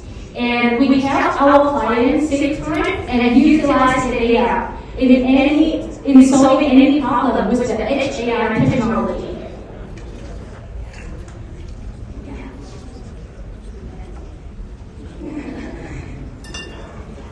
So our client don't need to replace the current camera. Just connect with VietChallenge, and we provide the VietChallenge with the VietChallenge can solve as many AI models as our client wants with low latency, cost-effective, high privacy, and easy to deploy. So this is how VietChallenge works. It's like a brain for the whole system. It's connected to the input device and then process live on the edge and just process only the important data such as event or violations, violation events or alarm through the network and then to the operator for the processing steps. So even in the offline conditions, people can work effectively. So we saw our client with different type of AI models from license plate detection, face ID, auto gate, and driver monitoring system. And also, this is demonstrated. We have different types of smart traffic functions from traffic signal violation, real-time monitoring, vehicle carrying, or even parking violation. As you know, this market is getting momentum. And the AI attach rate in Asia would increase up to 87% in 2030. This is the reason why we want to start this industry. So to compare VietChallenge with cloud AI and camera AI, we would confidently say that we have 4 advantages. First, if you use like VietChallenge, it will set mostly like real time. Second, you don't have to pay for the server or the bandwidth network costs. Third, when the AI process, when it's like processed right on the edge, right, it provides you like higher privacy. Last but not least, easy to upgrade any AI models as you want. So the reason why clients choose us because we have the strength to customize on their domain, and like we have a team to bring the AI on the edge with the performance of the AI more than 98%. So this is our business model. We focus on B2B and B2G. For B2B, we will charge like one-time payment projects, or we can like charge them like monthly subscription for the device renting and the software license fee. So this is our pricing base. We serve different type of clients, including ports, industrial parks, real estate companies, or system integrator companies. So this is a real report with our actual client support. They pay us like $50,000, right? And with the value added to the customer, which is like we have them showing like $3,000 per month for the labor and the server cost. And like before GitHub, to get a container manually at the gate, it takes like 5 minutes, but right now just 5 seconds. So that we have like to improve the management efficiency and effort. And I'm excited to share with you about our model. So this is our big vision. We combine the VietChallenge with our application, which is like Foodmap, the public transit app in Vietnam, and then we can serve directly like 3 million users for the first phase recognition payment for the bus. So we already got the approval from the Department of Transportation, so we will start to make it next year. With like the expectation that we would achieve the GMV, which is like $12 million this year. So after 7 months launching, we already achieved $400K and lots of like good traction, and we are seeing award from big calls like Microsoft and Qualcomm, and even like we are the winner of the Smart City category from United Nations. So about go-to-market, right now we have already sold to Korea and Japan, and in like 2024, our partners in Japan and Korea will introduce us to Indonesia and Myanmar, so that we can like scale out to all the Southeast Asia countries in order to reach the revenue, which is like $5 million in 2025. So this is the team behind the dream. Our chairman, he used to be like CTO of big group of companies. He's my co-founder. He used to work for Google, and then like with more than 40 staff sitting in the office and working hard every day with the vision is to make Vietnam as the leading country of smart mobility. So like 5 months ago, we partnered with Qualcomm and Intel, this photo, in order to create a disruptive AI solution in Vietnam, just to make impact like not only for the government and enterprises, but also this platform can impact on the public, so everyone can get access to our smart mobility platform. And Prime Minister Putin, he called VietChallenge, and he said like this is a realistic solution to contribute to the future ways of the country. So we are here to do that. Thank you for your listening.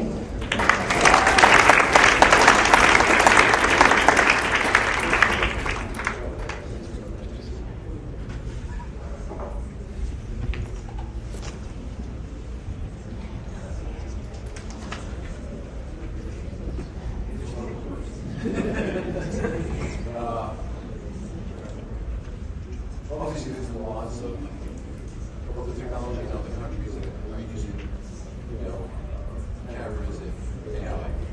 Are there restrictions in Vietnam and even other areas that they want to come to Vietnam? Is this well positioned there in Vietnam because of you don't allow competition, or are there barriers to entry within yourself? Because there's a lot of this type of stuff in China and you guys are all over the place. So how are you different and what's your edge? So you asked me about our competitors, right? Yeah. Yes. So as I just mentioned that,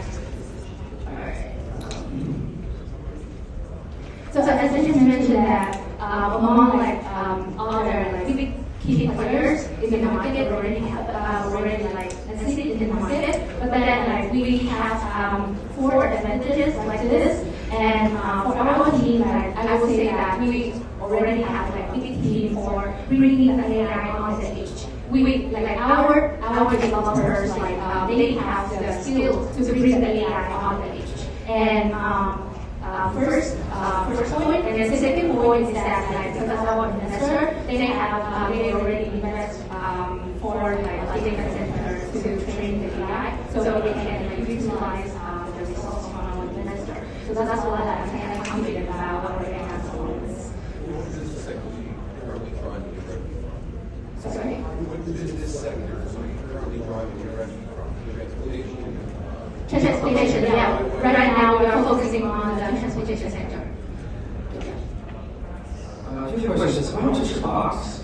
$600. $600, and it can hook up any cameras. Yes. And then they go into these little green ports. Mm-hmm. So if I had a camera on the highway, and there was a camera every mile on the highway, how would we get 8 miles of cable to connect to the box? So we're need to swap and then hook it up. I got your question.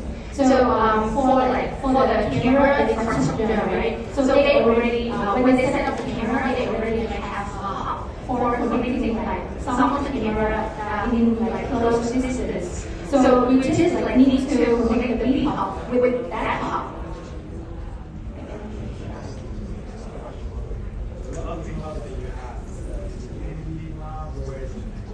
It's in Vietnam. Everything is in Vietnam. We just partner with Qualcomm to do the chips. Do you have anything within your mission that I think there's some very obvious benefits of public safety with this, perhaps detecting drunk driving. But of course, there's the obvious you're invading my privacy. Do you have anything in your mission statement that says that you're only going to be trying to use this for good and not for exploiting people? Is there any way that you can control that? Yeah, so because just 5 minutes, so I cannot present you different cases of VietChallenge. So this is another case that we make the driver monitoring system for the school bus. As you know, last year, 2 kids died because the driver forgets them on the bus, right? So we provided this to the school bus in order to detect the behavior of the drivers, and it will enhance the safety of the kids on the bus. And then whenever they forgot the kids on the bus or the driver gets sleepy, then it will send the notification back to the parent. So this is another case that we're working with the school bus system in order to tend to the public health. But that's still in the mobility.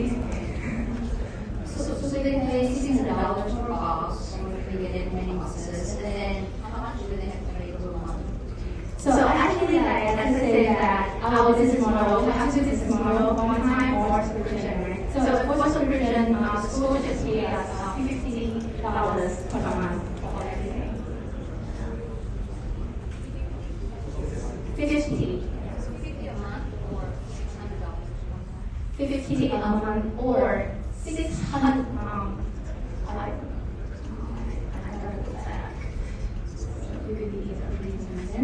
Okay, so if we charge one time, right, we will charge box, the CMS license and the AI license. But if we charge for the subscription, it could be like the whole.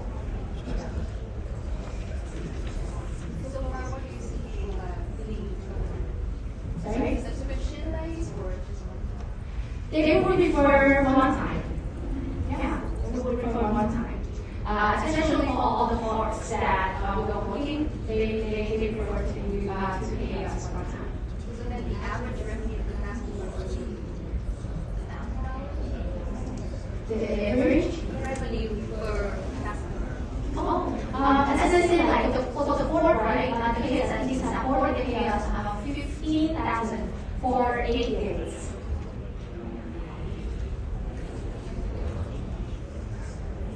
Yes, sir.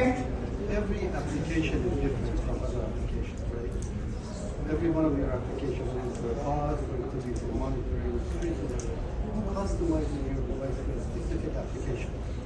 Yes. So I would say the reason why we target into the mobility sector because our strength of customization. We understand this sector quite well because we doesn't have application and got 3 million users. So we have like wide network in this sector, and when you connect the people with the camera, we don't deliver our solution first, but then we connect people with the camera to collect the data first to train the model because when we deliver the solution to the customer, we want like the performance of the AI will be like more than like 90%. So I understand the performance. All I'm saying is that you're talking about one application, which is, for example, monitoring the driver. That's one application. Yes. Maybe another application is not just monitoring the driver, maybe monitoring the operator or something. Who customizes that specific? Like every application is different, in my opinion. I'm sure no two applications are the same. Are you creating a set of functions and then you just handpick from them? Somebody has to do that customization so that you don't take every application and train it, because if you do that, then that costs money, but you're only selling your partner for $600. Yeah, and that's a different question. So the reason why we provide the driver monitoring system because we have the bus management system, and we already sold this solution to our clients, and then we upsell them with VietChallenge solutions. So it just means that you only have, right now you only have one application, the bus driving, things like that. Like, if I wanted to take that and bring it into another industry, somebody would have to customize it. Would that be you or the customer who buys the equipment? Yeah. Which one? So I think because I already presented some of our advantages. So you choose us, or you see the SF credit, they have 7,000 staff to use our face ID recognition. So and all the big clients they already choose us. So the reason why they choose us is because we can meet that demand. We can provide our solutions to meet that demand. We're running out of time. Thank you. Do you guys have any?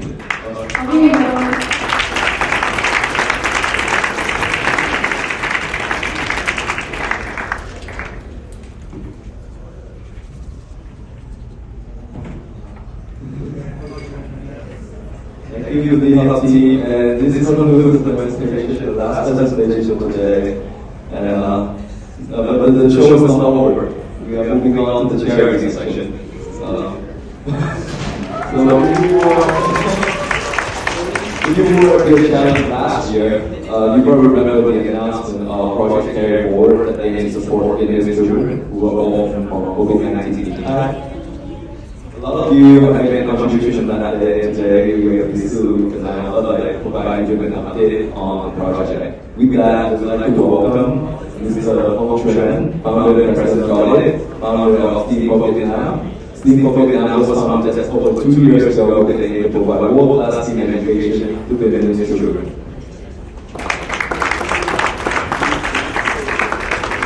How are you? Loud, please. Alright. So, thank you very much for your contribution last year in the charity program. The fund went to 3 organizations. So Steve from Vietnam is one of those. So I think that first of all,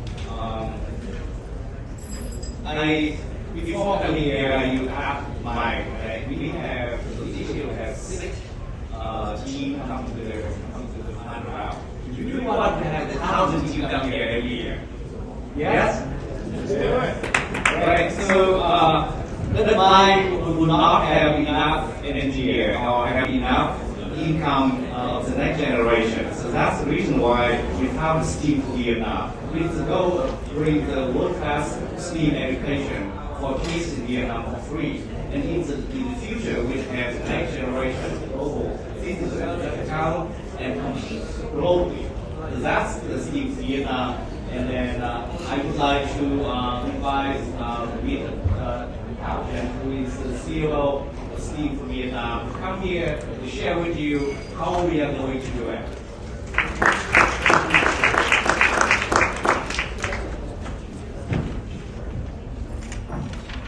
Alright, hi guys. So first, before our story, I still have a quick question. What do you know what happened in 2020? Any answers?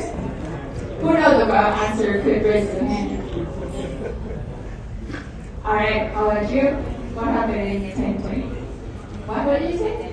Yeah, it's the COVID-19, right? And you might keep hearing a story about how COVID-19 has changed our life, has changed the way we work, the way we think, and the way we study. And I was think I was thinking that the COVID-19 have like a good extra force for our world change in a good way. So thanks to the technology that we can resolve a lot of problems during the COVID time and during the quarantine. But I have a quick story that I want to tell you guys about the COVID-19. So back in 2013, I was a student. I go all the way from Vietnam to the United States to study in the medical school, and I want to get off for one day. And then moving forward, after I graduated, I worked in the medical field. And with the COVID-19, I was one of the frontline workers, and I worked in the healthcare field. And at that moment, it changed my life into a different story. But when I started to come to the US, and I have a lot of dreams, but I always thanks to Vietnam, thanks to all of the foundation in Vietnam, that made me have a really bright future. And I promised to myself, promised to my parents that don't worry, I'm not going to stay in the US. I'm going to come back home. I'm going to stay here, you guys, and contribute to my country. But then after I graduated, I have a few reasons to stay here. At first, like a year after college, I think that, okay, I'm going to stay here for one more year of experience in here. Then after a year here, I'm going to go back to Vietnam and maybe I can contribute more to my country. And then year later, my company, they want to sponsor me to stay here a little bit more. So I think, okay, then I'm just 22, then I still have 60 more years to contribute to Vietnam. So, okay, I'm going to stay here for 1 more year. But then when the COVID hit, I was the one who got picked to work at the COVID universe. Because I'm talking to them, seem like I have the most strong immune system in the group. So I got picked because I did not have kids yet, I still like very young, and really have a lot of chance to have any effect of the COVID. And then it kind of a death penalty for me by that moment, because as you guys might know, Seattle is the first city in the US got hit by the COVID, and I'm based in Seattle too. So at first, this one case very close to me, one of my friends hang out at Facebook, and the lady who got COVID just come back from Wuhan. And then day after day, we know that like one case and 2 days, and slowly the number increased like dramatically, like 10K, 1,000K easily. And all we know about the COVID is very contagious and very deadly. And more people die after that. So there was one day it rained so bad, like in Seattle we went all the time. But there was stormy day, and after 12 hours working at the lab at the COVID unit. And then I go home and I ask myself like, what if I got a die the next day? And what did I do to myself and what did I do to my country and what did I do to all of my parents and my loved ones? And I never keep my promise. Because I always think that I still have a million years and never die, and then I can still contribute to Vietnam whenever I have a chance. And then I was kind of blaming myself, what did I do for myself, and trying to figure things out, like what should I do to my country. And then one day, I lost it for Vietnam. So with the scheme for Vietnam, we don't need to travel far. And I don't think the question like, should you still stay in the US or should you go to Vietnam should be a question anymore. Because we are the global citizen right now. It doesn't matter where you stay, it doesn't matter how can you deliver your contribution to your country. That's why so moving forward, I work for Vietnam scheme 2020. And after 2 years, we still stay there because we still stay the same value that we believe that we're gonna inspire the next generation to be the global citizenship by the STEM education. So what is the STEM education? You might know a lot about the STEM program, right? The STEM is stand for science, technology, engineering, and math. But the difference with STEM for Vietnam, we add art into our program as well. So we want our students to be well-rounded and to learn and grow their another skill as well. So with our dream, we say the same value and we believe that the real empowerment is not just cash, not just about money, not about the essential thing about food or about the clothes. The real empowerment is through the education. And we believe that we build a bridge for students to have the opportunity for the new world. And through the education, they're gonna know how to dream and dream bigger and bigger every day. So one of our first classes, thanks to the technology with the online or offline, where students can anywhere in the world can have a chance to study with the best instructor in the US. And with the first year, with the first classes, we have 10,000 students attend our classes. And one of the most inspiring class where we have the scientists from the NASA that inspires students about how the AI technology can work with the NASA group. And from that moment, their dream changed. The way they talk with their parents, they don't dream about the toy, or they don't not dream about the trip to Disneyland anymore. The way they talk to their parents, they want the trip to the moon. They think about the moon, they think about something really different that, like an adult, we could barely think about that. And another dream we find is, this one is one of the kids that you guys saw on the first picture. Moving forward, 2 years after joining skiing for Vietnam last summer, I finally have a chance to go to Vietnam to actually see all of our students who have been working with, and they are from Kazakh. And over there, they don't even have a blog. So in here we have a blog to wake up, right? And we have a blog to know what time to go to work and what time to go to school. Over there, they just know the time by looking by the sun. And when the sun rises, they know they need to go to the farm. And after they're not going to sleep for the farm, they know they need to go to school. And our trip going there, we made a perimeter that okay, so when the sun goes to the top, at noon, we're gonna meet there. So all of them try to travel to school as early as they can, just to not miss their schedule. So this one here is this one is an example. I was travel 22 hours with the transit from the US to Vietnam, and then jump on the bus for 6 hours to the city and 6 more hours to the school. And then to join their robotic program, so they never see a computer there in their life before. And we bring the Webflex, which is one of the most technology robotic in the US, that the US students have a chance to to practice with, and we bring it over there. And do you know what did that girl say? She said, look at that piece of plastic, it knows how to move. And it was amazed me how inspired the kids are, and they see the world different. So when we first came here, I asked them like, what's your dream? And like what do you want to be when you grow up? And they only know 2 words about the job in the market. One of them is a farmer. They just know to become a farmer, and another dream, they want to be a teacher.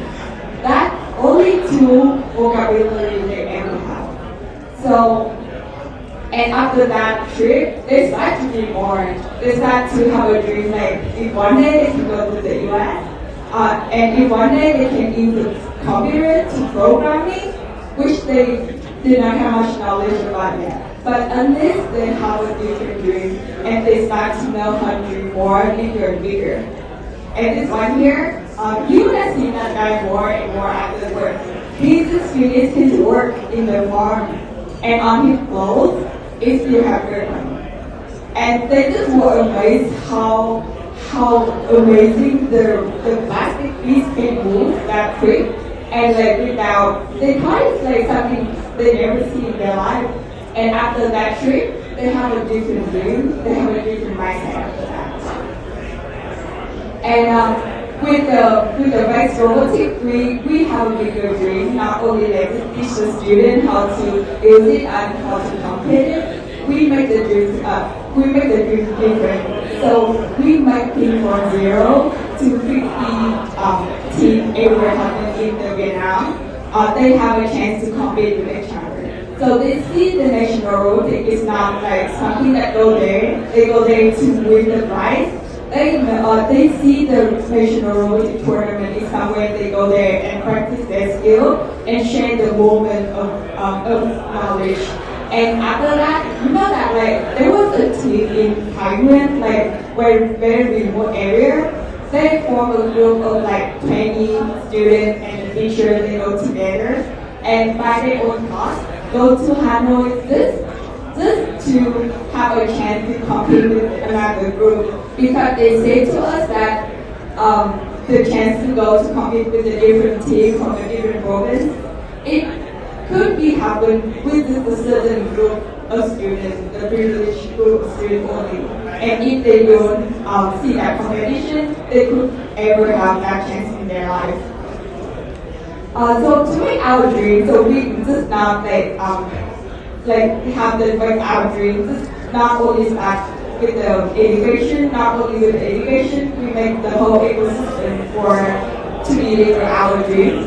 So first with the education, over the last 2 years, we have been using the technology, the online technology, where one teacher in the US can host like 1,000 to 10,000 students at the same time. And we use technology to monitor them, to learn the way they study and how they interact with the classes. And over technology, we know that over 2 years, there is 20,000 students, they could have a different dream. And with more than 2 million learning minutes, I know that on their mind, they could grow something bigger and bigger, and they keep dreaming more and more. And we saw like more than 100,000 projects where students are very proud of their country, they deliver their dream. Some of them, they deliver the dream that goes to the moon, or the dream of making something very different from their country.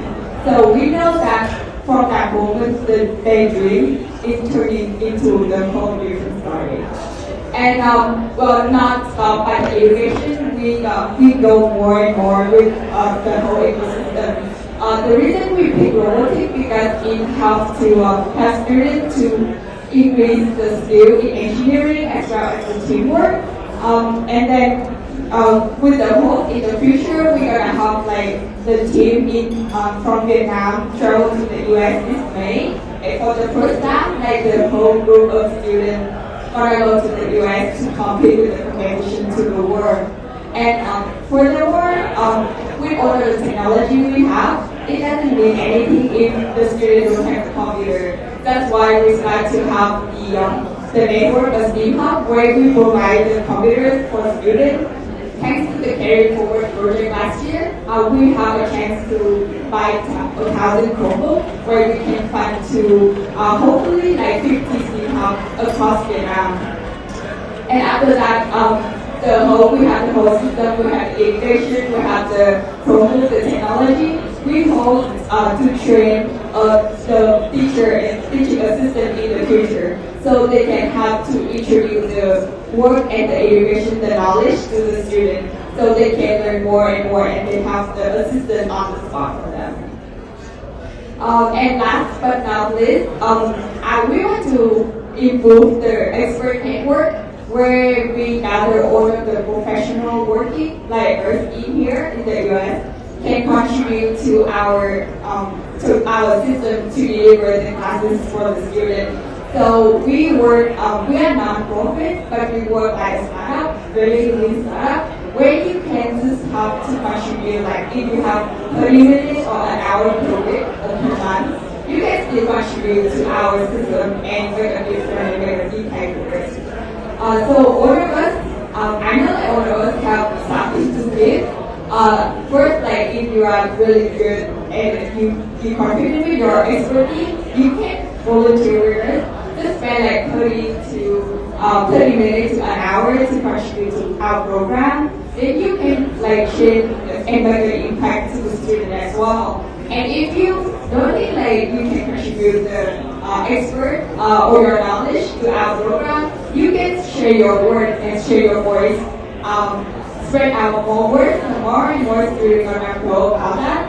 And if you don't have much time and you don't have not ready to volunteer as yet, you can contribute with our program for that. So with this $3 for less than a cup of coffee, you can make one student have accessible for the our ecosystem. So just go ahead, and if you think you can contribute to it, you can donate us and contribute to that program. Alright, thank you guys so much for that. Hopefully in the future, you're going to see some of you guys join our network in the program. Thank you.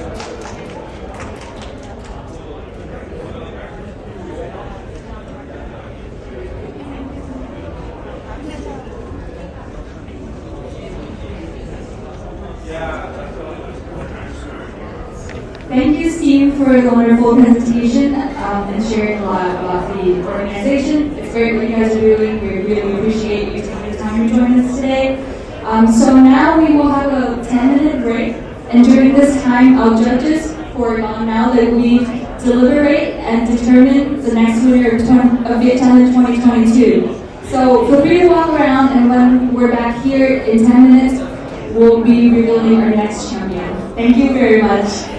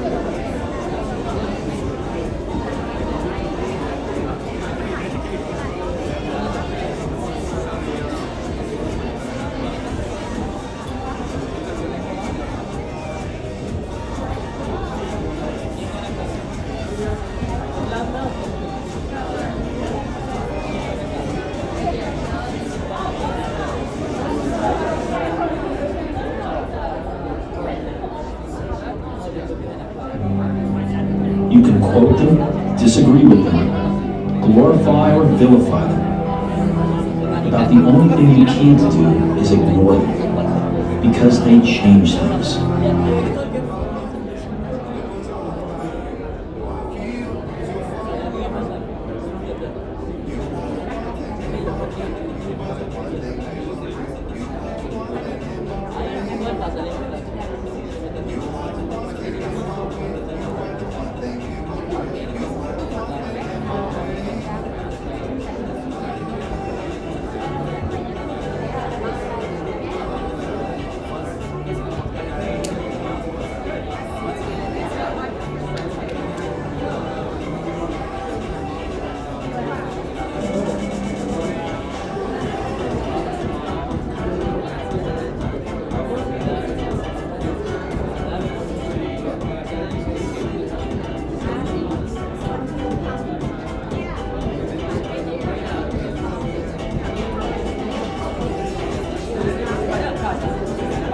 Thank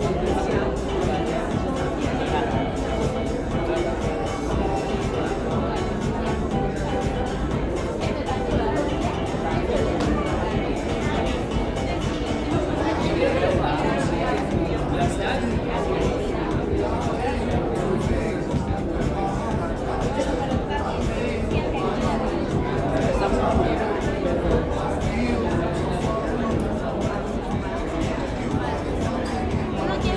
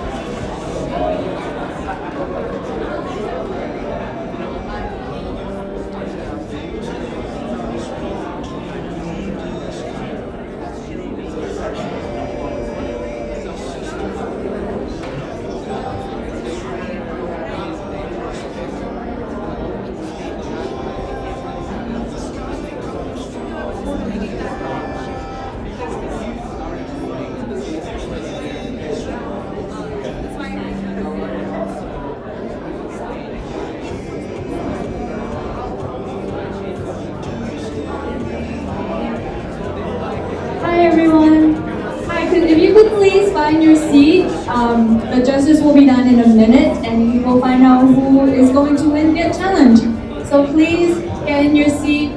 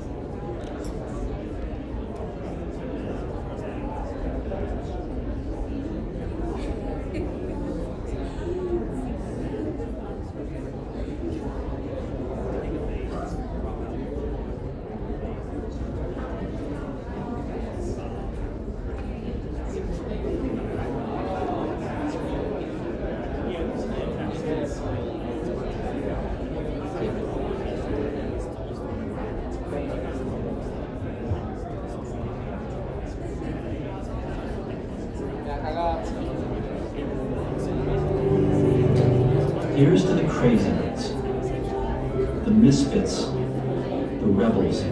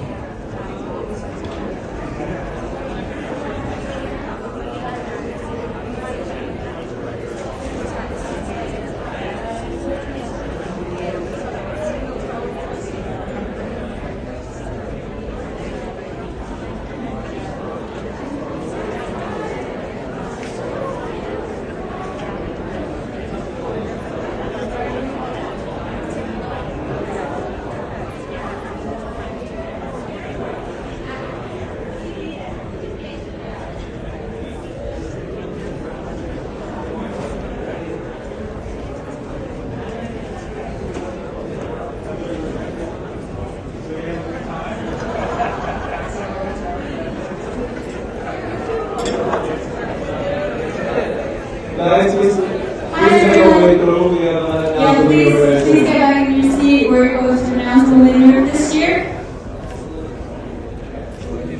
I'll give everyone 1 more minute to get settled down. Here's to the crazy ones, the misfits, the rebels, the troublemakers, the renegades and survivors, the ones who see things differently. They're not harmonious and really have no respect for the status quo. You can quote them, disagree with them, glorify or vilify them. But the only thing you can't do is ignore them. Because they change us, they push the human race forward. While some see them as craziness, we see genius.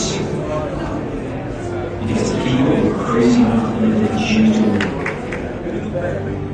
are the ones who do.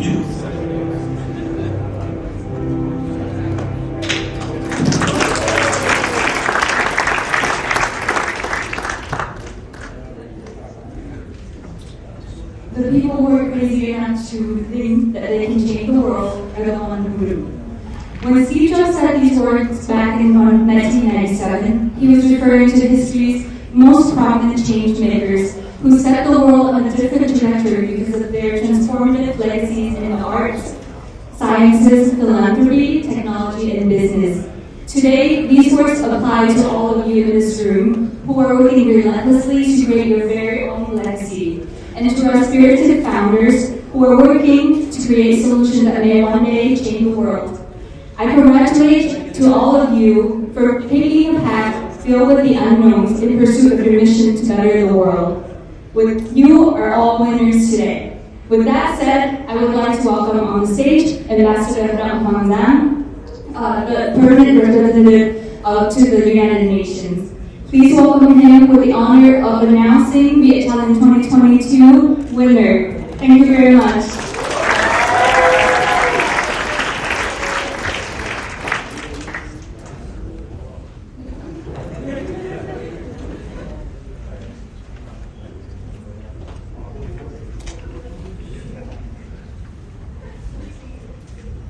Sweet here.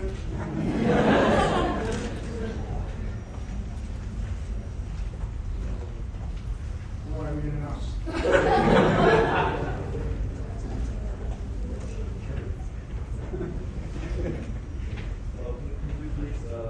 Welcome, Ms. Tun. Sam Van and Tun are on stage as well when we are announcing the winner.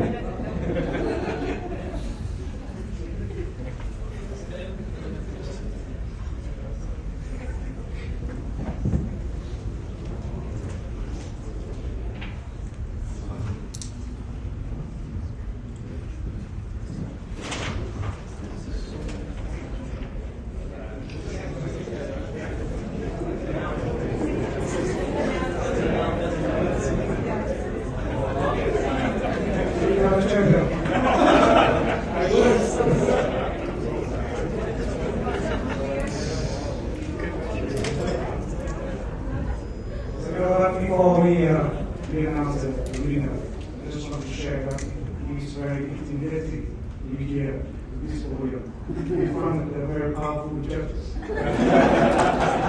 So I'm truly share with my sympathy with the contestant. Even though I only have to speak at the end of the podium, but I'm not very familiar with this podium.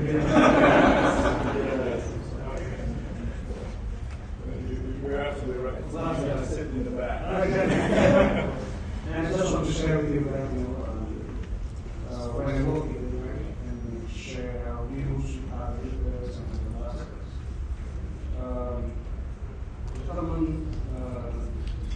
agreement for us come to the conclusion that in this watershed, in this service, we are facing a lot of multiple crises, a lot of challenges.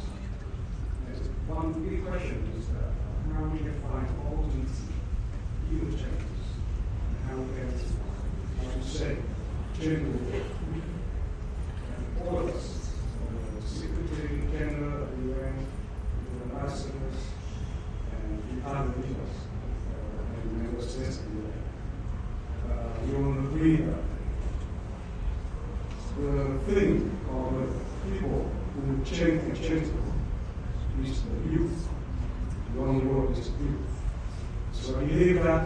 with the young contestant here, no matter you are winning today or not, they want to change the world in the future, very near future. So congratulations to all of you.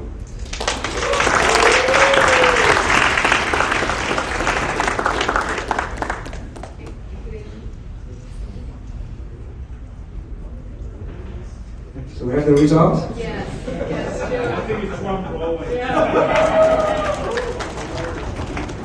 Can we say it together? So that the winner is Gene's story. Can we please welcome the Gene Story team on stage? And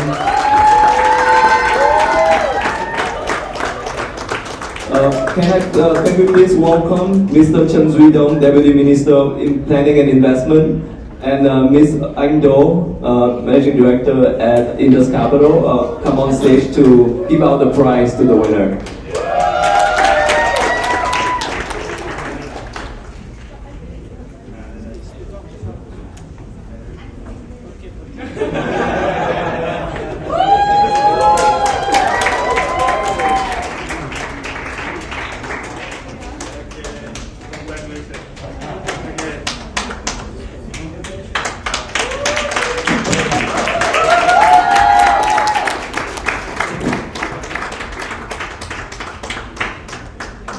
Next up, can we please have all the judges and the speakers on stage to take a photo with the winner?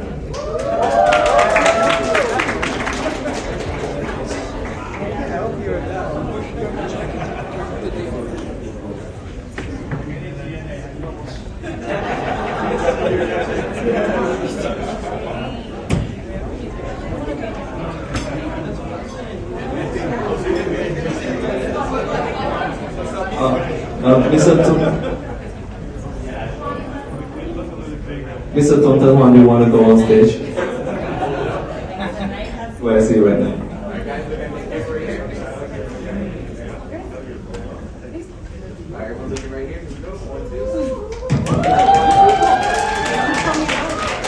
And next up, can we please have all the teams that participate at VietChallenge to come on stage to take the photo with the winner and the judges?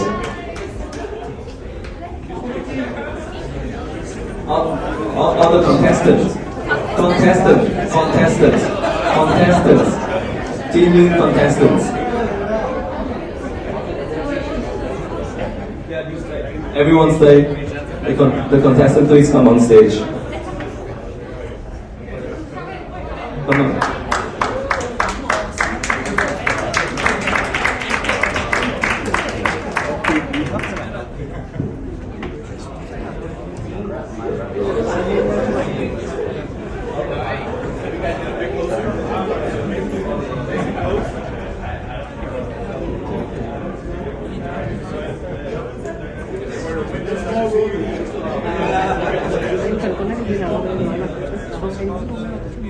Everybody in the windows, I can see your face.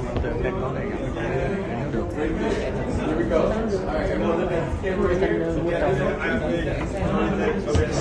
here.